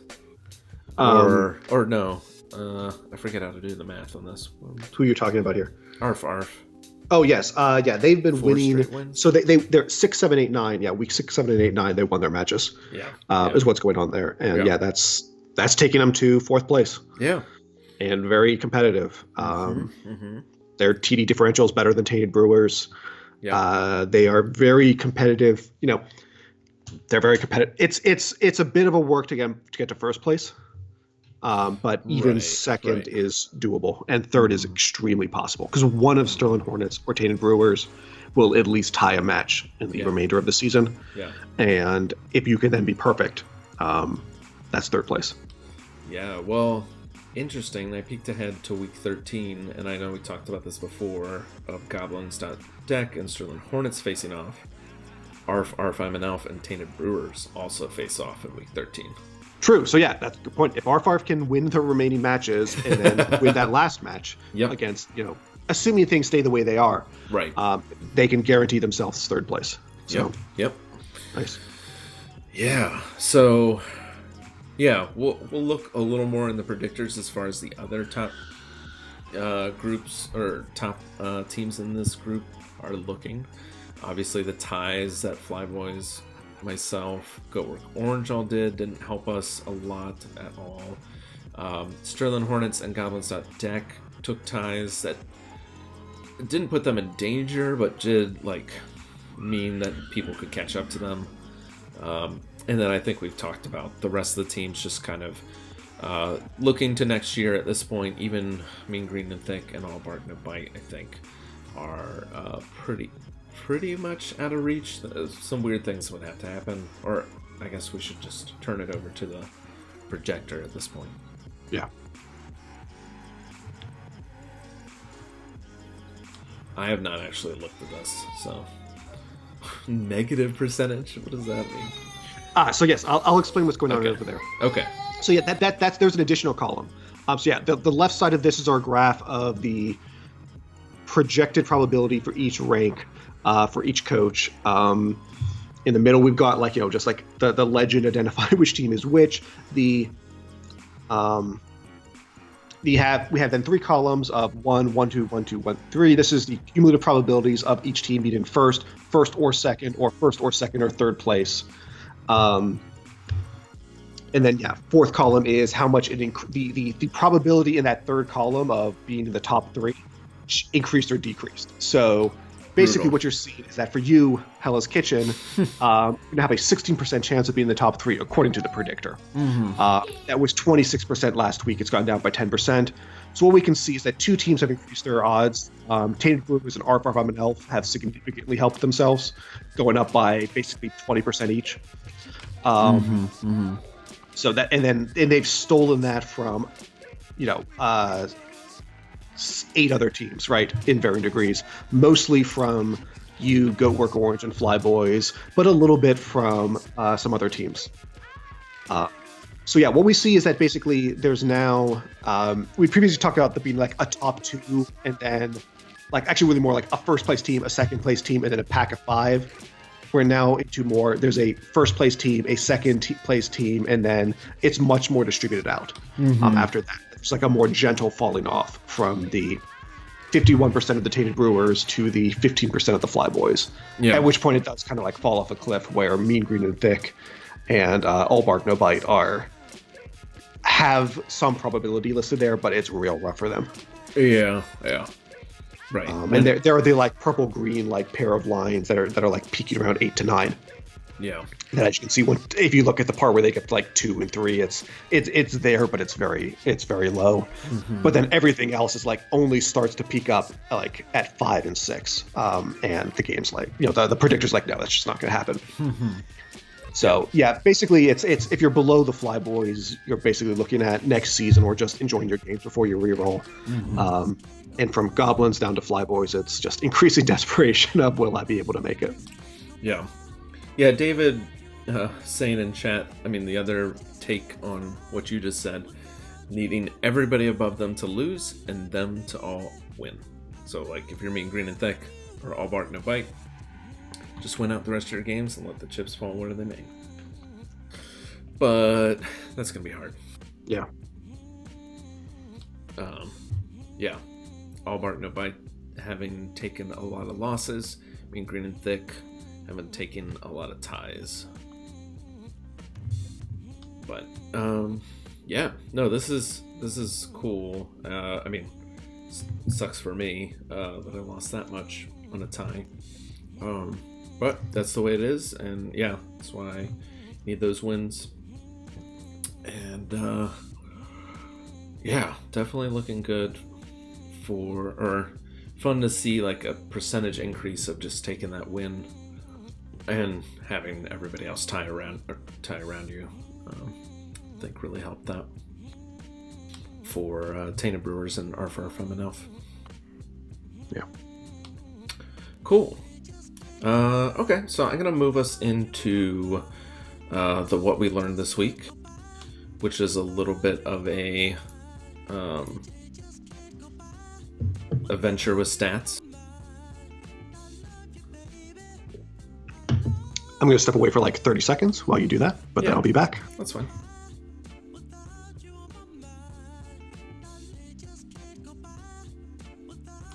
So, oops, this is out of order.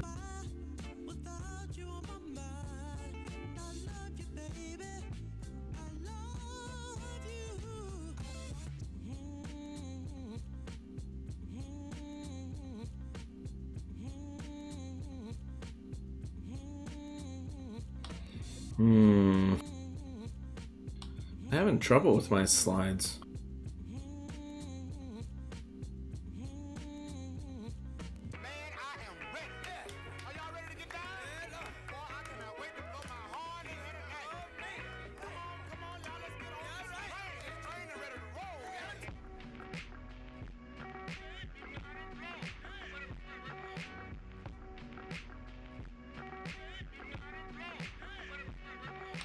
Oh, yeah? Might have gotten that one off then.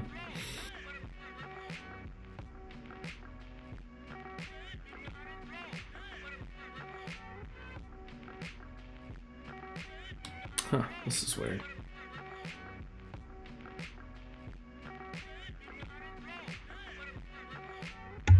I love walking away from the computer and I just hear in my headphones, huh, that's not right. This is weird. Yeah.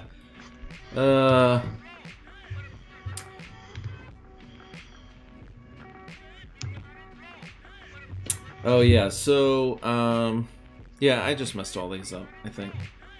Cool. What's all these refer to? All these slides. Yeah, and I don't have... Oh, I have one in here twice that I shouldn't have. And then also I have, like, TD differential when I meant to have CAS differential. That sort of thing. Yeah, it seems like they're close enough you can just explain what's going on. Hopefully. Yeah. Yeah, so David, where it says TD differential, it really meant CAS.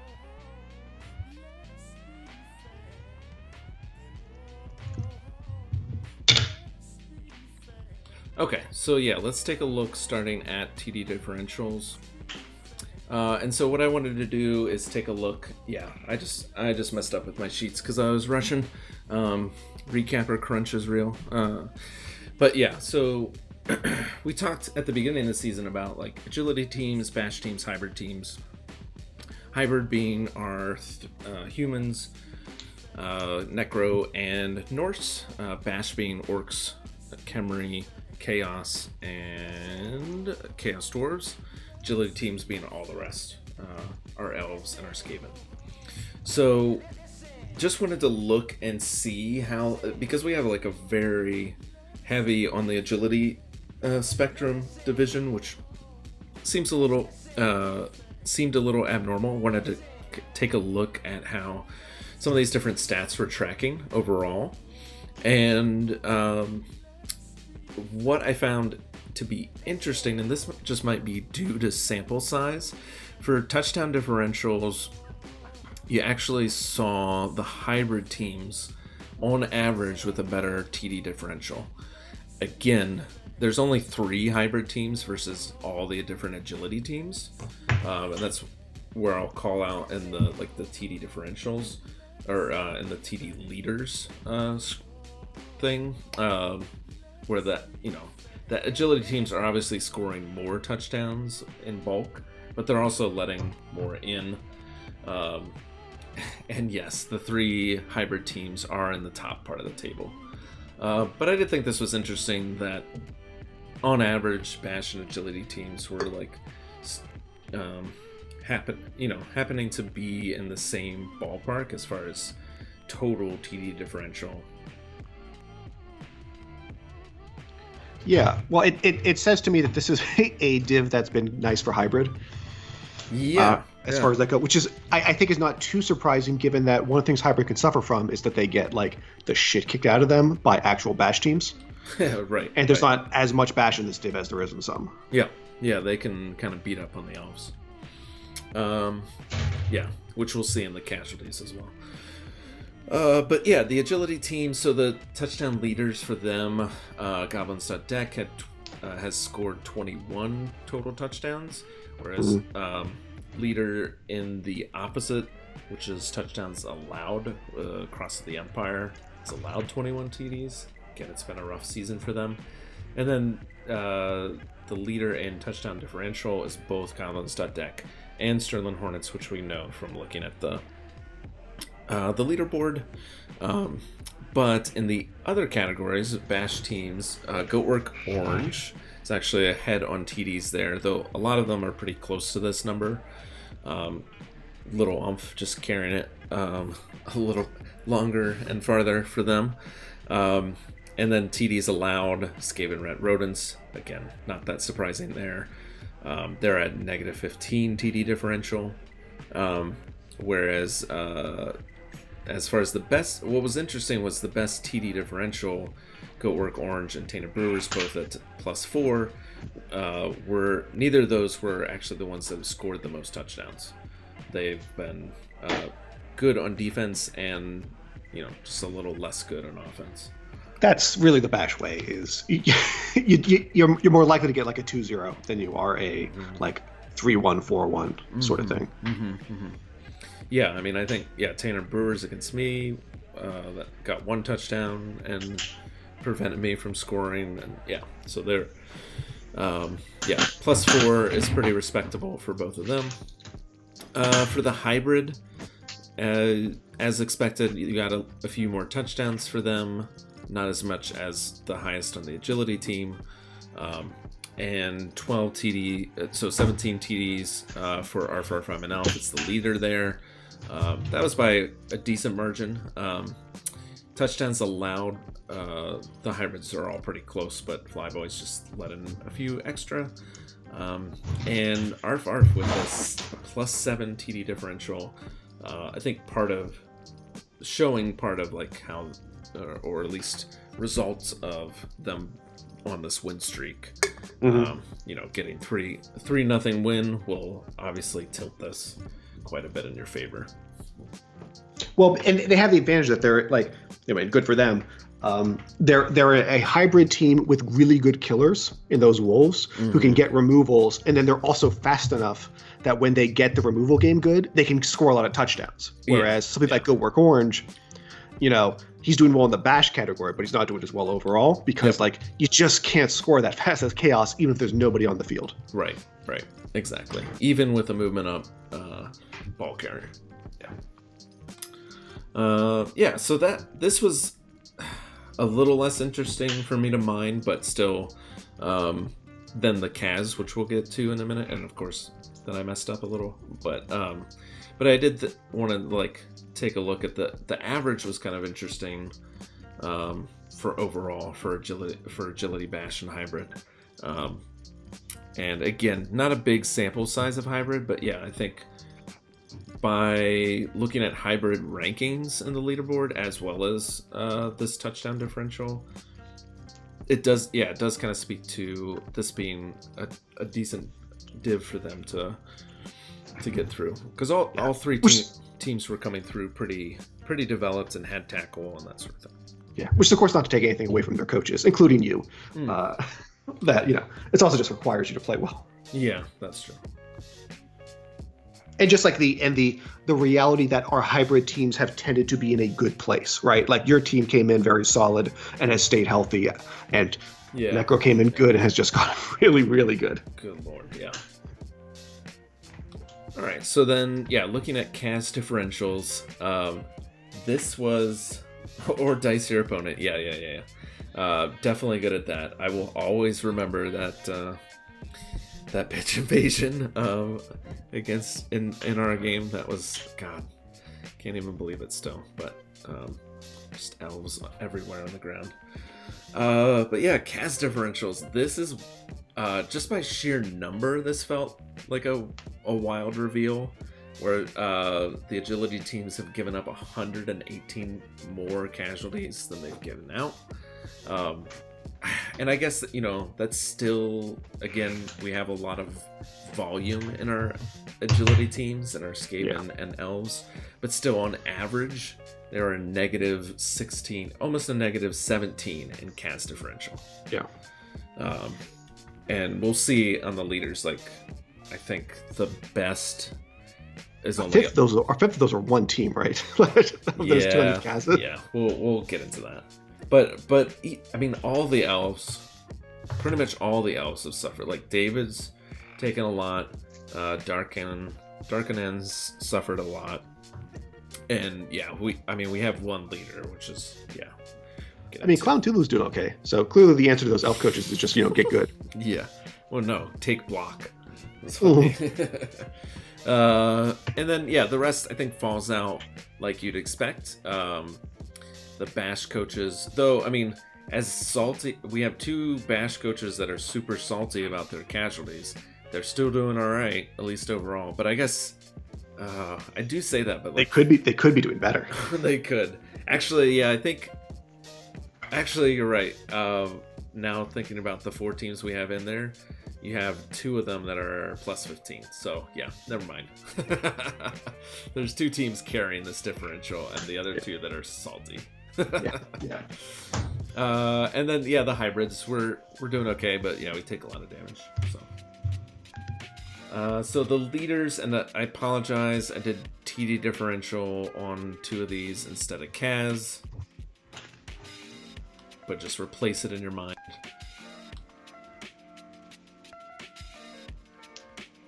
So with the agility teams, we talked about Goblins.deck a lot doing damage, and they are the leader on this, though Clown Cthulhu was close on this, not super close, but they were up there. But Goblins.deck, I mean, as you'll see, is like the Kaz delivery leader for all teams. Which I thought, that was definitely worth noting. And then we have, Their Stormvermin are actually very nice. Their Stormvermin are great. Their Fouling game is better, I'd even say. But yeah, their Stormvermin are beautiful. And then Cross of the Empire, this season's tragic whipping boy, or whipping elves. 41 Kaz received, which is like ridiculous. They have only dished out 4 casualties all season, so they are at negative 37 Kaz differential. It's ridiculous. And then so plus 4 Kaz differential for Goblins.deck, and they are the strongest in that category. I think Clown Cthulhu is actually in the negatives right now. They've taken a bit more, but for a little while they were ahead. And then with Bash, son of a bitch. Yeah. I'm just saying that like Goblins.deck has put out more casualties this season than I have. I play Durable. Yep, there you go. Something to strive for your end of the season. No, I'm behind by a lot. Oh god. Oh man. For the Bash teams, this is actually pretty close. So we talk a lot about the Khemri doing work, and they are definitely doing that. They're at 25, so that they're in the odd position of having their casualty differential be plus 15, while their touchdown differential be minus 15. Nice. Compared to someone like Cross of the Empire, who's just very minus in all of it. Go Work Orange has actually received the most casualties for the Bash teams. And then, like I said, plus 15 casualty differential, not TD differential here, for Mean Green and Thick, who is, like I said, it was very close on the top Kaz delivered. They had 24 Kaz delivered and only taken 9. So both them and Khemri are top of the pops as far as Kaz differential. And Pip Pup coming in insane embarrassing as far as, I assume, because of their differential and differentials for touchdown and Kaz. And then for the Bash, we're again, or for the hybrid, we're kind of in the middle. But we're all very close in this category. For the most part, I think ARF is actually in a negative for differential. But they're still dealing out almost as much as my Hell's Kitchen, who's done 24. Flyboys is right there. In fact, Flyboys has the best Kaz differential of all of us. So, yeah. So that was what we learned this week. We also learned that I shouldn't try to put multiple slides together right before we go live. Yeah. In fact, I'll probably just coast the rest of the season on maybe one slide an episode. We'll see. Yeah. If I'm even allowed to do that at this point. But let's move on to previews. Because good. so we've actually hit almost the 2-hour mark. Jesus, really? Yeah. Wow.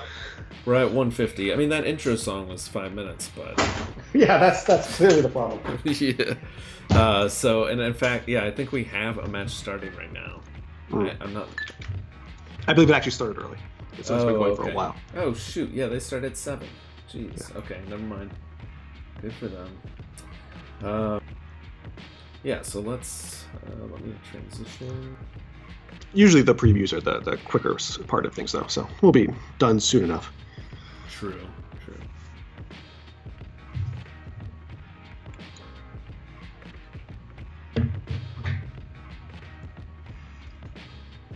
And we appreciate people hanging out for our unbelievably long recap. Yeah, and our technical difficulties. No, I'm not having any technical difficulties, so let's not. Jeez. Fine. The royal we in this case. Mm-hmm. But I'm the knight. Cool. I'm just looking at a black screen right now. That's great. Oh, that actually is my fault. I normally I prepare these sheets and I send them to Spaceline and like ordered, and I forgot to rename them to have them be ordered correctly. This is a view sheet that we're looking at right now. Yeah, I know. I gotta load them all fresh. So yeah, that was just an oversight on my part.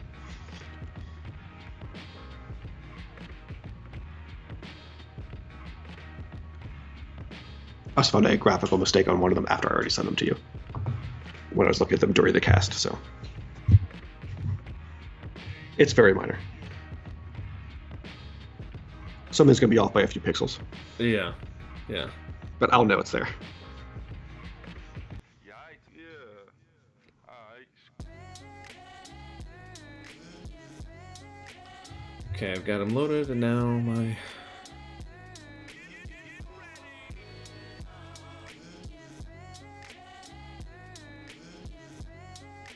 Hey! Alright. Mean, Green, and Thick versus Goblins.deck. This is a good one. Could be. Yeah. Yep. So, And, oh, wow. Mean, Green, and Thick is finally catching up to the rest of us with their TV differential. yeah, slow but steady. Just, getting guard across those black orcs, developing some of the blitzers a bit more, having all of his pieces on the field this match, stuff like that. Yeah. He's got a one-man bench. So yeah, I would say, Tim Nielsen's the favorite here. He's been killing it. But Gojira's a good coach. He's got a good team. And he's got two nice Mighty Blow tackle blitzers. One's got piling on and jump up. He could inflict some damage on the Skaven and get himself a tie or a win. Yeah. I'd be very interested to see this. I can't remember. I think I saw them talking about it for this week at some point. But yeah, with the part of what Goblins.deck has been able to do, like we just talked about, is get casualties and through fouling and that sort of thing. Now they do have a Claw, Mighty Blow, Storm Vermin, Strength Up, Claw, Mighty Blow, Storm Vermin. Yeah, Pile Driver could do some work this week. Yeah, if he's on fire, he could be just like getting black orcs out of the game, and right. Gojira could crumble. Yeah, so I think the orcs have some pretty clear targets. As much as they'd love to target gutter runners, I think they need to probably work down the Storm Vermin because Tim knows how to use those really well to kind of protect the runners. And again, yeah, they could turn the tide in the removal game, and that would not go well for the orcs because they don't have their survivability is what has got them here, and they need to keep that up.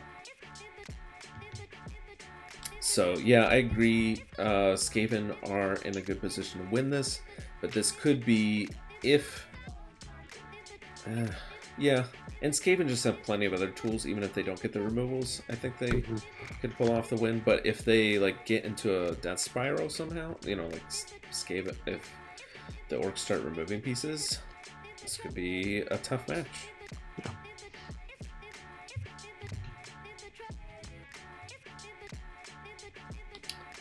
Cross of the Empire versus Flyboys. And I assume that agility busted lineman is going to get fired. He's just hanging out. You would think so. They were what? They were missing last game, and he was missing last game. He's worse than a journeyman, so I would assume that he's gone. But he was on the team at the time I made the sheets. Yeah. So I put him on there. The TV won't change, right? If he gets fired. But I would take a journeyman over him. Yeah. That way, you have 3 journeymen, you put him on the line. It's fine.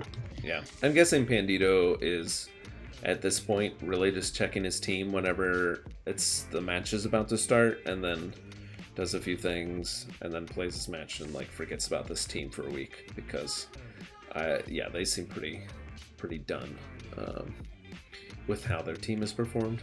Yeah. So I'd probably also file that lineman with guard and an armor bust into Nichols. Yeah, definitely. He's just gonna be gone so fast. He's again worse than a journeyman. Yeah, agreed. And that cleans up your team a little bit and makes who you have to protect pretty simple. You got 3 to 4 pieces you care about. That's it. Yeah. Or maybe they don't. I think this one for the humans is a pretty solid bet. Pandito's just been struggling without a full team to get any meaningful offense going or to prevent a wave of casualties. And I don't see 460 inducements stopping any of that. Yeah. So I think for that money, I would just like get as many extra players as you can. A wizard could be okay, but I don't know. I think these humans are fast enough and agile enough to counter it. But it could be fun. Yeah, I would just get whatever you thought was fun to play with, right? You're not keeping the team, I would think. And so it's like, and you're not getting to playoffs. So it's like, what do you think would be fun to do? Do you want to play with a wizard because you want to get better with wizards? Do you want to play with Eldril because you want to play with Hypnogaze? It's just like, do you want to pick what you think would.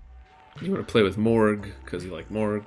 Right, exactly, because you want some big dude who might hit somebody and like kill him. Oh wait, and it's just. But then he died. Yeah. But it's exactly you pick what you want to mess around with and just go ahead with that. Yeah, definitely. And I think Flyboys. I think this will be I think Klepto's likely to win this one. Got a good team in a good spot, very capable of taking on these elves, and I assume that's what we'll see. Yeah, they've faced some onslaughts of TV differentials. Like they've had to face a wizard, as we saw last week, and I think they'll be able to weather any storm that bad dice might throw at them and be able to pull out the win.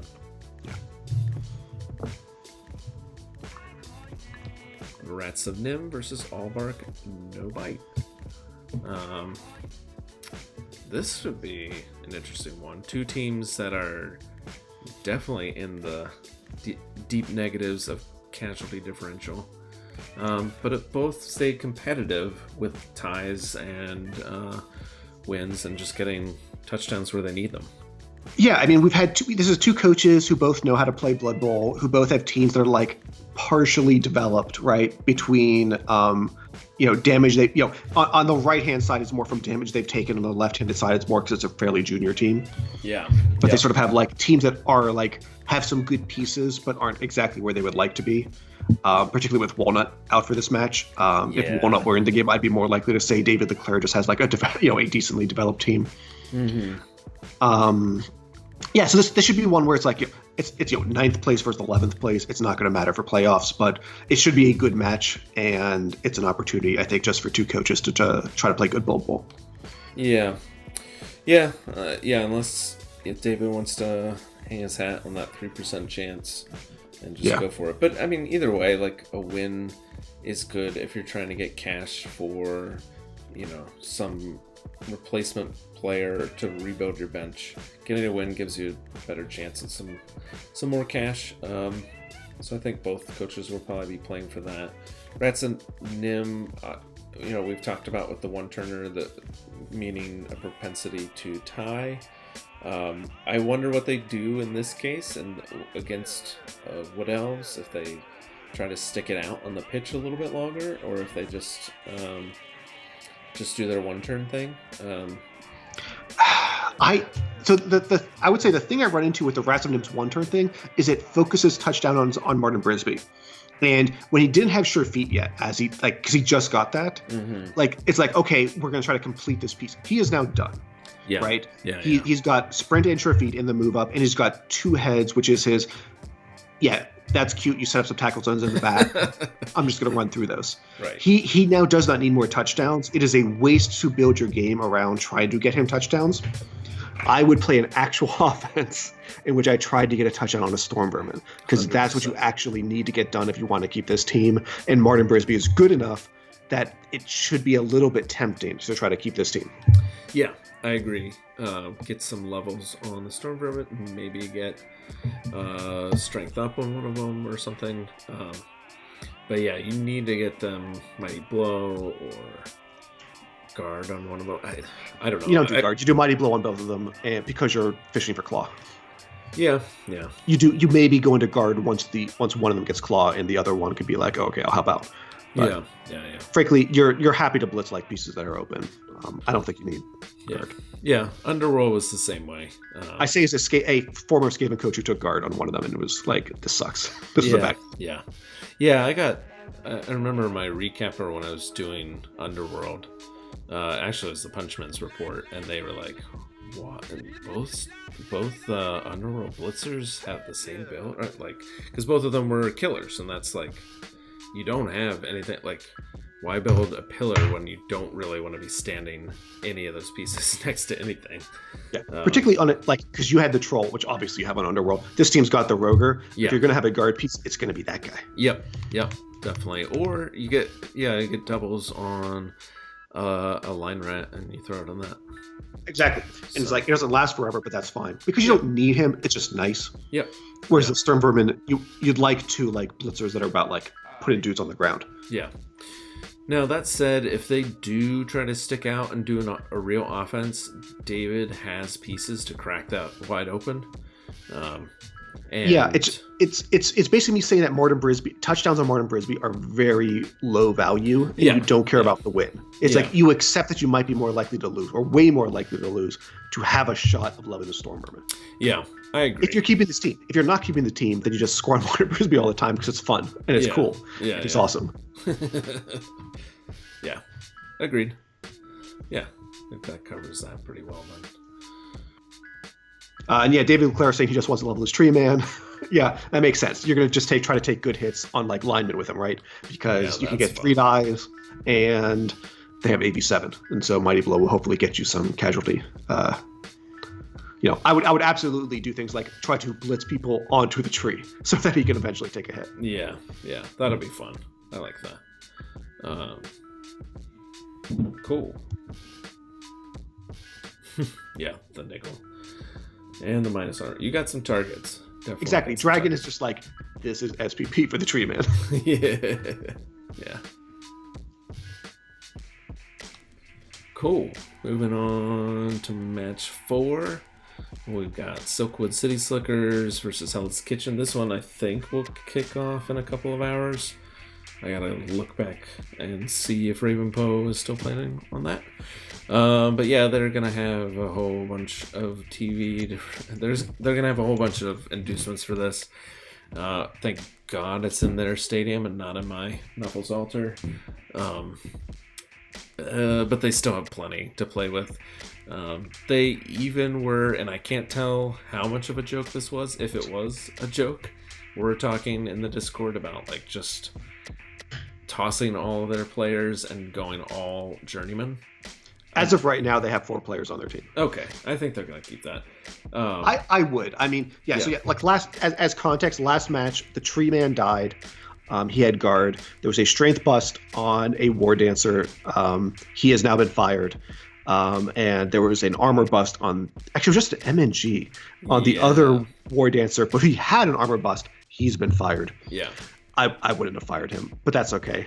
I think, Raven Poe's doing his, like, I don't give a shit thing. Yeah. I think he's just experimenting with, like, trying to make it fun for himself, which is why I think the loner journeyman idea was, like, pitched out, because if he doesn't do it with me, I think he's going to do it before the end of the season, because it's a story you can tell. Like that time that I took all journeymen into a match, all journeyman wood elves into a match, and won or tied or didn't do so well. It's like it's a story, and like at this point they're seeing what they have, and it's not been fun for them. Yeah, I mean, because Raven Poe is a very experienced coach, a very good coach who just doesn't have a ton of experience with elves. And so, like, let's mess with the boundaries of what elves can do. Yep. Seems very, particularly for someone who's, like, written, like, these guides, like, how do you do team building? This is obviously someone who, like, cares about, like, Blood Bowl as a game. And so, like, let's mess around with what you can do with it. It's, I think, very in character. So, yeah, I mean, we might see this lineup for your match. We might see you giving up 1,000 inducements or whatever it would be, because it's because they fire all their like existing players. Yeah, and we might see some interesting inducement options. So I'm actually, I believe this is what 2 hours 40 minutes from now is the plan. So. Yeah, I plan to watch this one just to see what madness he can get up to. Yeah. And this is a must win for you, of course. Yes. Yeah, I don't want to, need to keep up. And, I mean, as we'll see in some of the next matches, we have teams at the top going up against teams in the bottom. Yeah. Like the match we're about to look at. Skaven Rat Rodents versus Tainted Brewers. So, this is our 2 purple teams. Well, one's red-blue, but it does come across purple. And we've got the Tainted Brewers recently moved into the 3rd place, enjoying their plus 20% in playoff chance probability, looking to really cement that with another win against our 13th place team, who's all about damage at this point.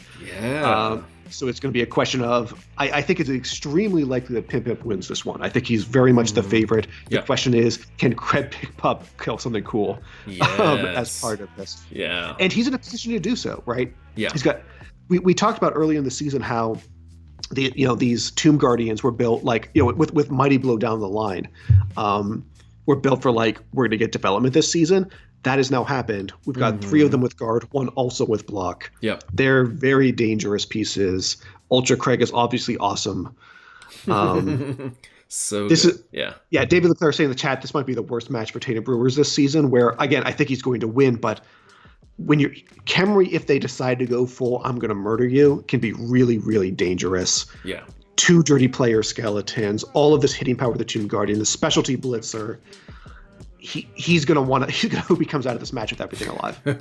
It's like, just like picture what this would look like in real life, and the Chorfs are just like trying to run away from these skeletons and giant Tomb Guardians, and they're just getting smashed to the ground. It's they can't run away, and so like they either have to stay and fight and try to win that fight, or get smashed into the ground. And I think because Pimp's going to be also focused on getting touchdowns in the win, it's going to make them hard. It's just by nature of it, it's going to make it harder for them to get counter kills, or if they're not committed to the kill game, then they're going to be suffering.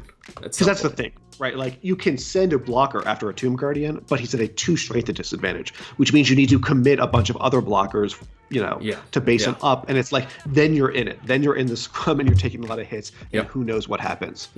That said, he does have 2 claw pieces. There's obviously no claw on the Khemri. It's not guaranteed that Pip gets the better of the damage side of things. It's just very dangerous for Pimp, who's trying to, finish out the season strong. Yeah. We do have Pit Pup in the chat saying that the Tainted Brewers are going to lose either the game or a piece. Hobgoblins will die. Mm-hmm. So yeah, and I can very much see that, right? Like, yeah. I actually think it would be a strong strategy for Pit Pup, which is you send Ultra Craig at the Hobgoblins, get some of those off the field, you slow the team down, and all of a sudden you're able to make that scrum really punishing. Mm-hmm, mm-hmm. So yeah, the one suggestion that I would have for Craig Pit Pup is to continue to like look at how you're positioning the Tomb Guardians and make sure that you're maximizing their value by keeping them a square or two apart from one another, especially with guard now. Like if you keep them in a little ball, then the Chorfs, even if it's a terrible, nasty, scary ball, the Chorfs will have more room to then walk around that ball. Right, you're gonna want to have some amount of like controlling the field with your Strength 5 guard. Yeah. Which, as David Leclerc is pointing out, went from like 1 on the Khemri team to the 5 on the Chaos Dwarves team to now 4 to 5. Yeah. Yeah. Which, given the strength advantage on the Khemri team, has to be a little scary for the Chorfs. Mm-hmm. Mm-hmm. Yep. Yeah, that's a good diagram, David.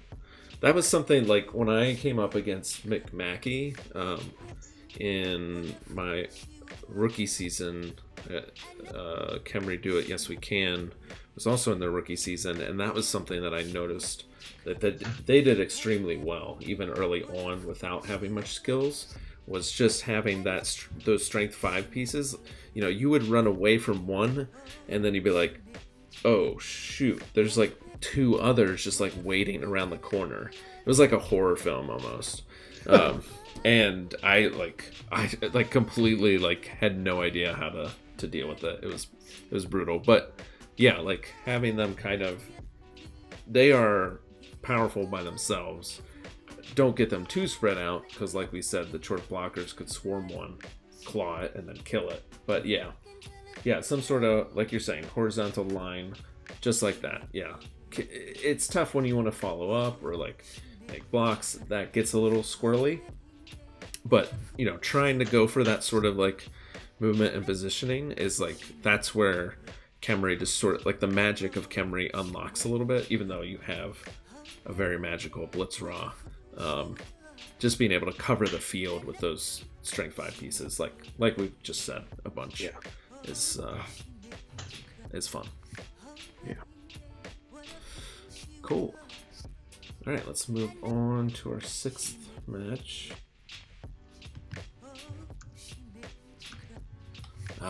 Yeah, and this is holy crap. You almost ran out of space. Yeah. Oh my gosh.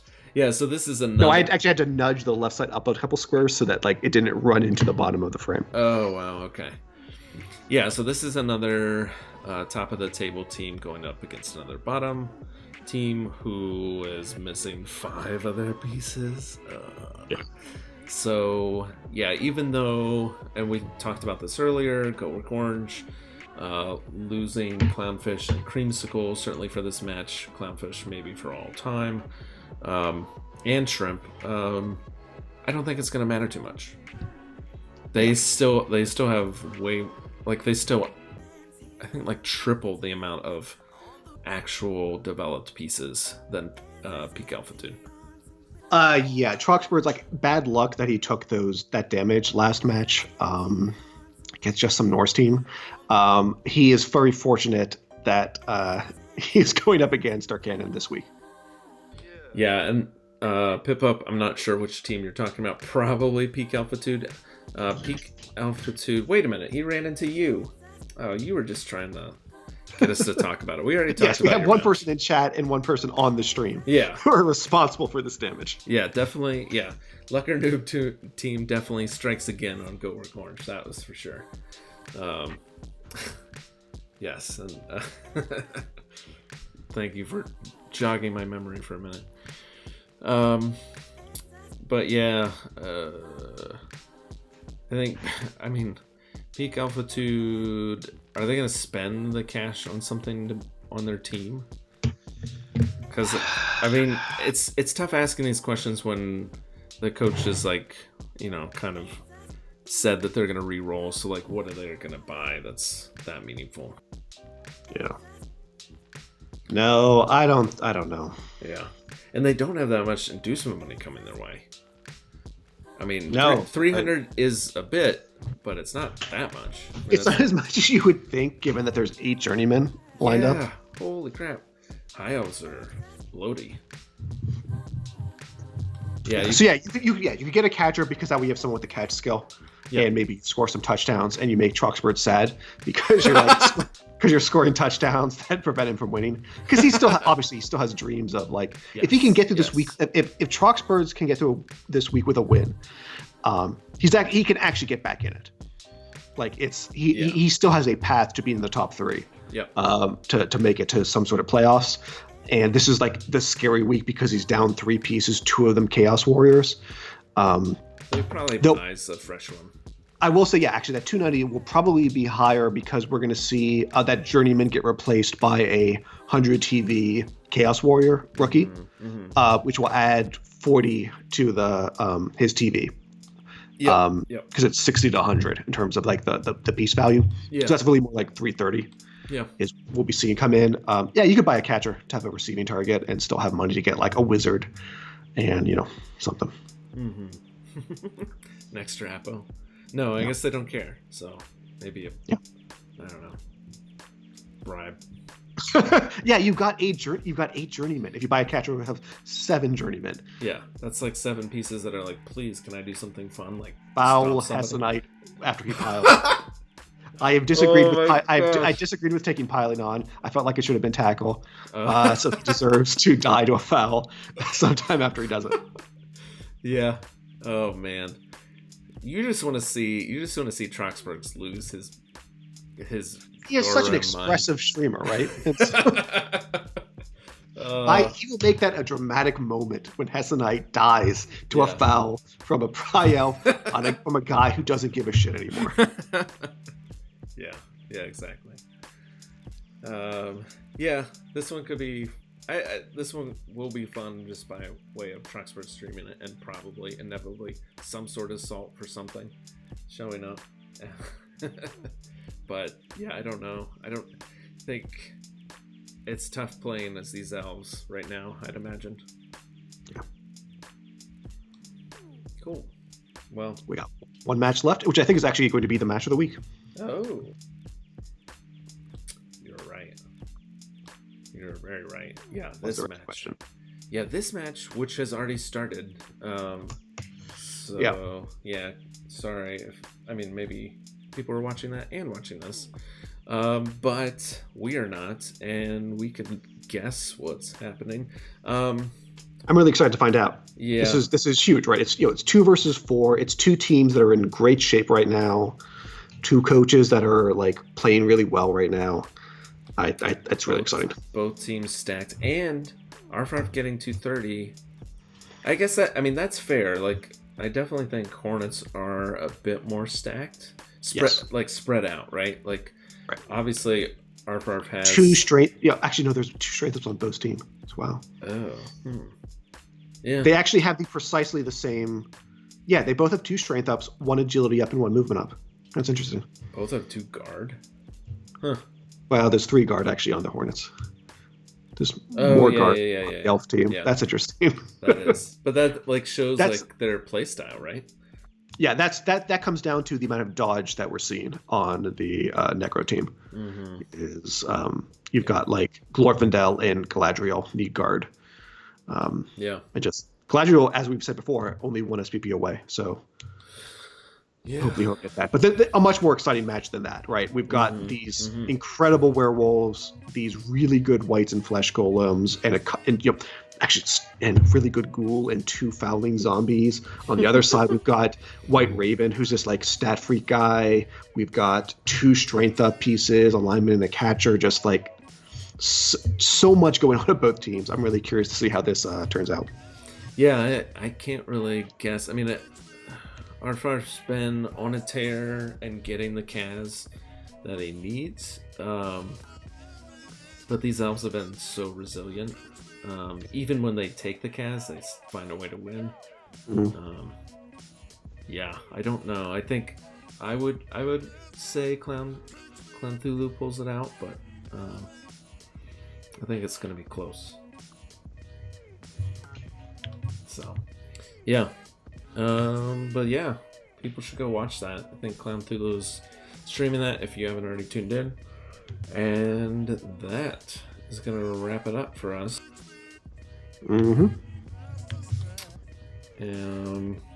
Anything in closing you want to add? Yeah, I would just, we add and lose people over the course of the stream because it's 2.5 hours long. Just a reminder that we're looking to have a final episode on, let me check, November 14th. And the plan is for everyone in the div, every coach in the div is invited to join us on stream for that. This is something we did for I did in my div last season. It was the recap hosts there had everybody on, and we chatted about how our season had gone, what we were looking forward to in playoffs and next season and all that. So whether you had a good season or a bad season, we're hoping you'll join us November 14th on stream. We're looking at 8:30 Eastern time as our sort of thing, but we're gonna try to narrow that down as it gets closer and we hear back from people. But yeah, it should be fun and just a way to close off the season in a div that's been really active, where we've had a lot of involvement from all the coaches, had a lot of streamers. Yeah. So yeah. Thanks for everyone watching, and good luck to everyone, and we'll catch you next week. Night all.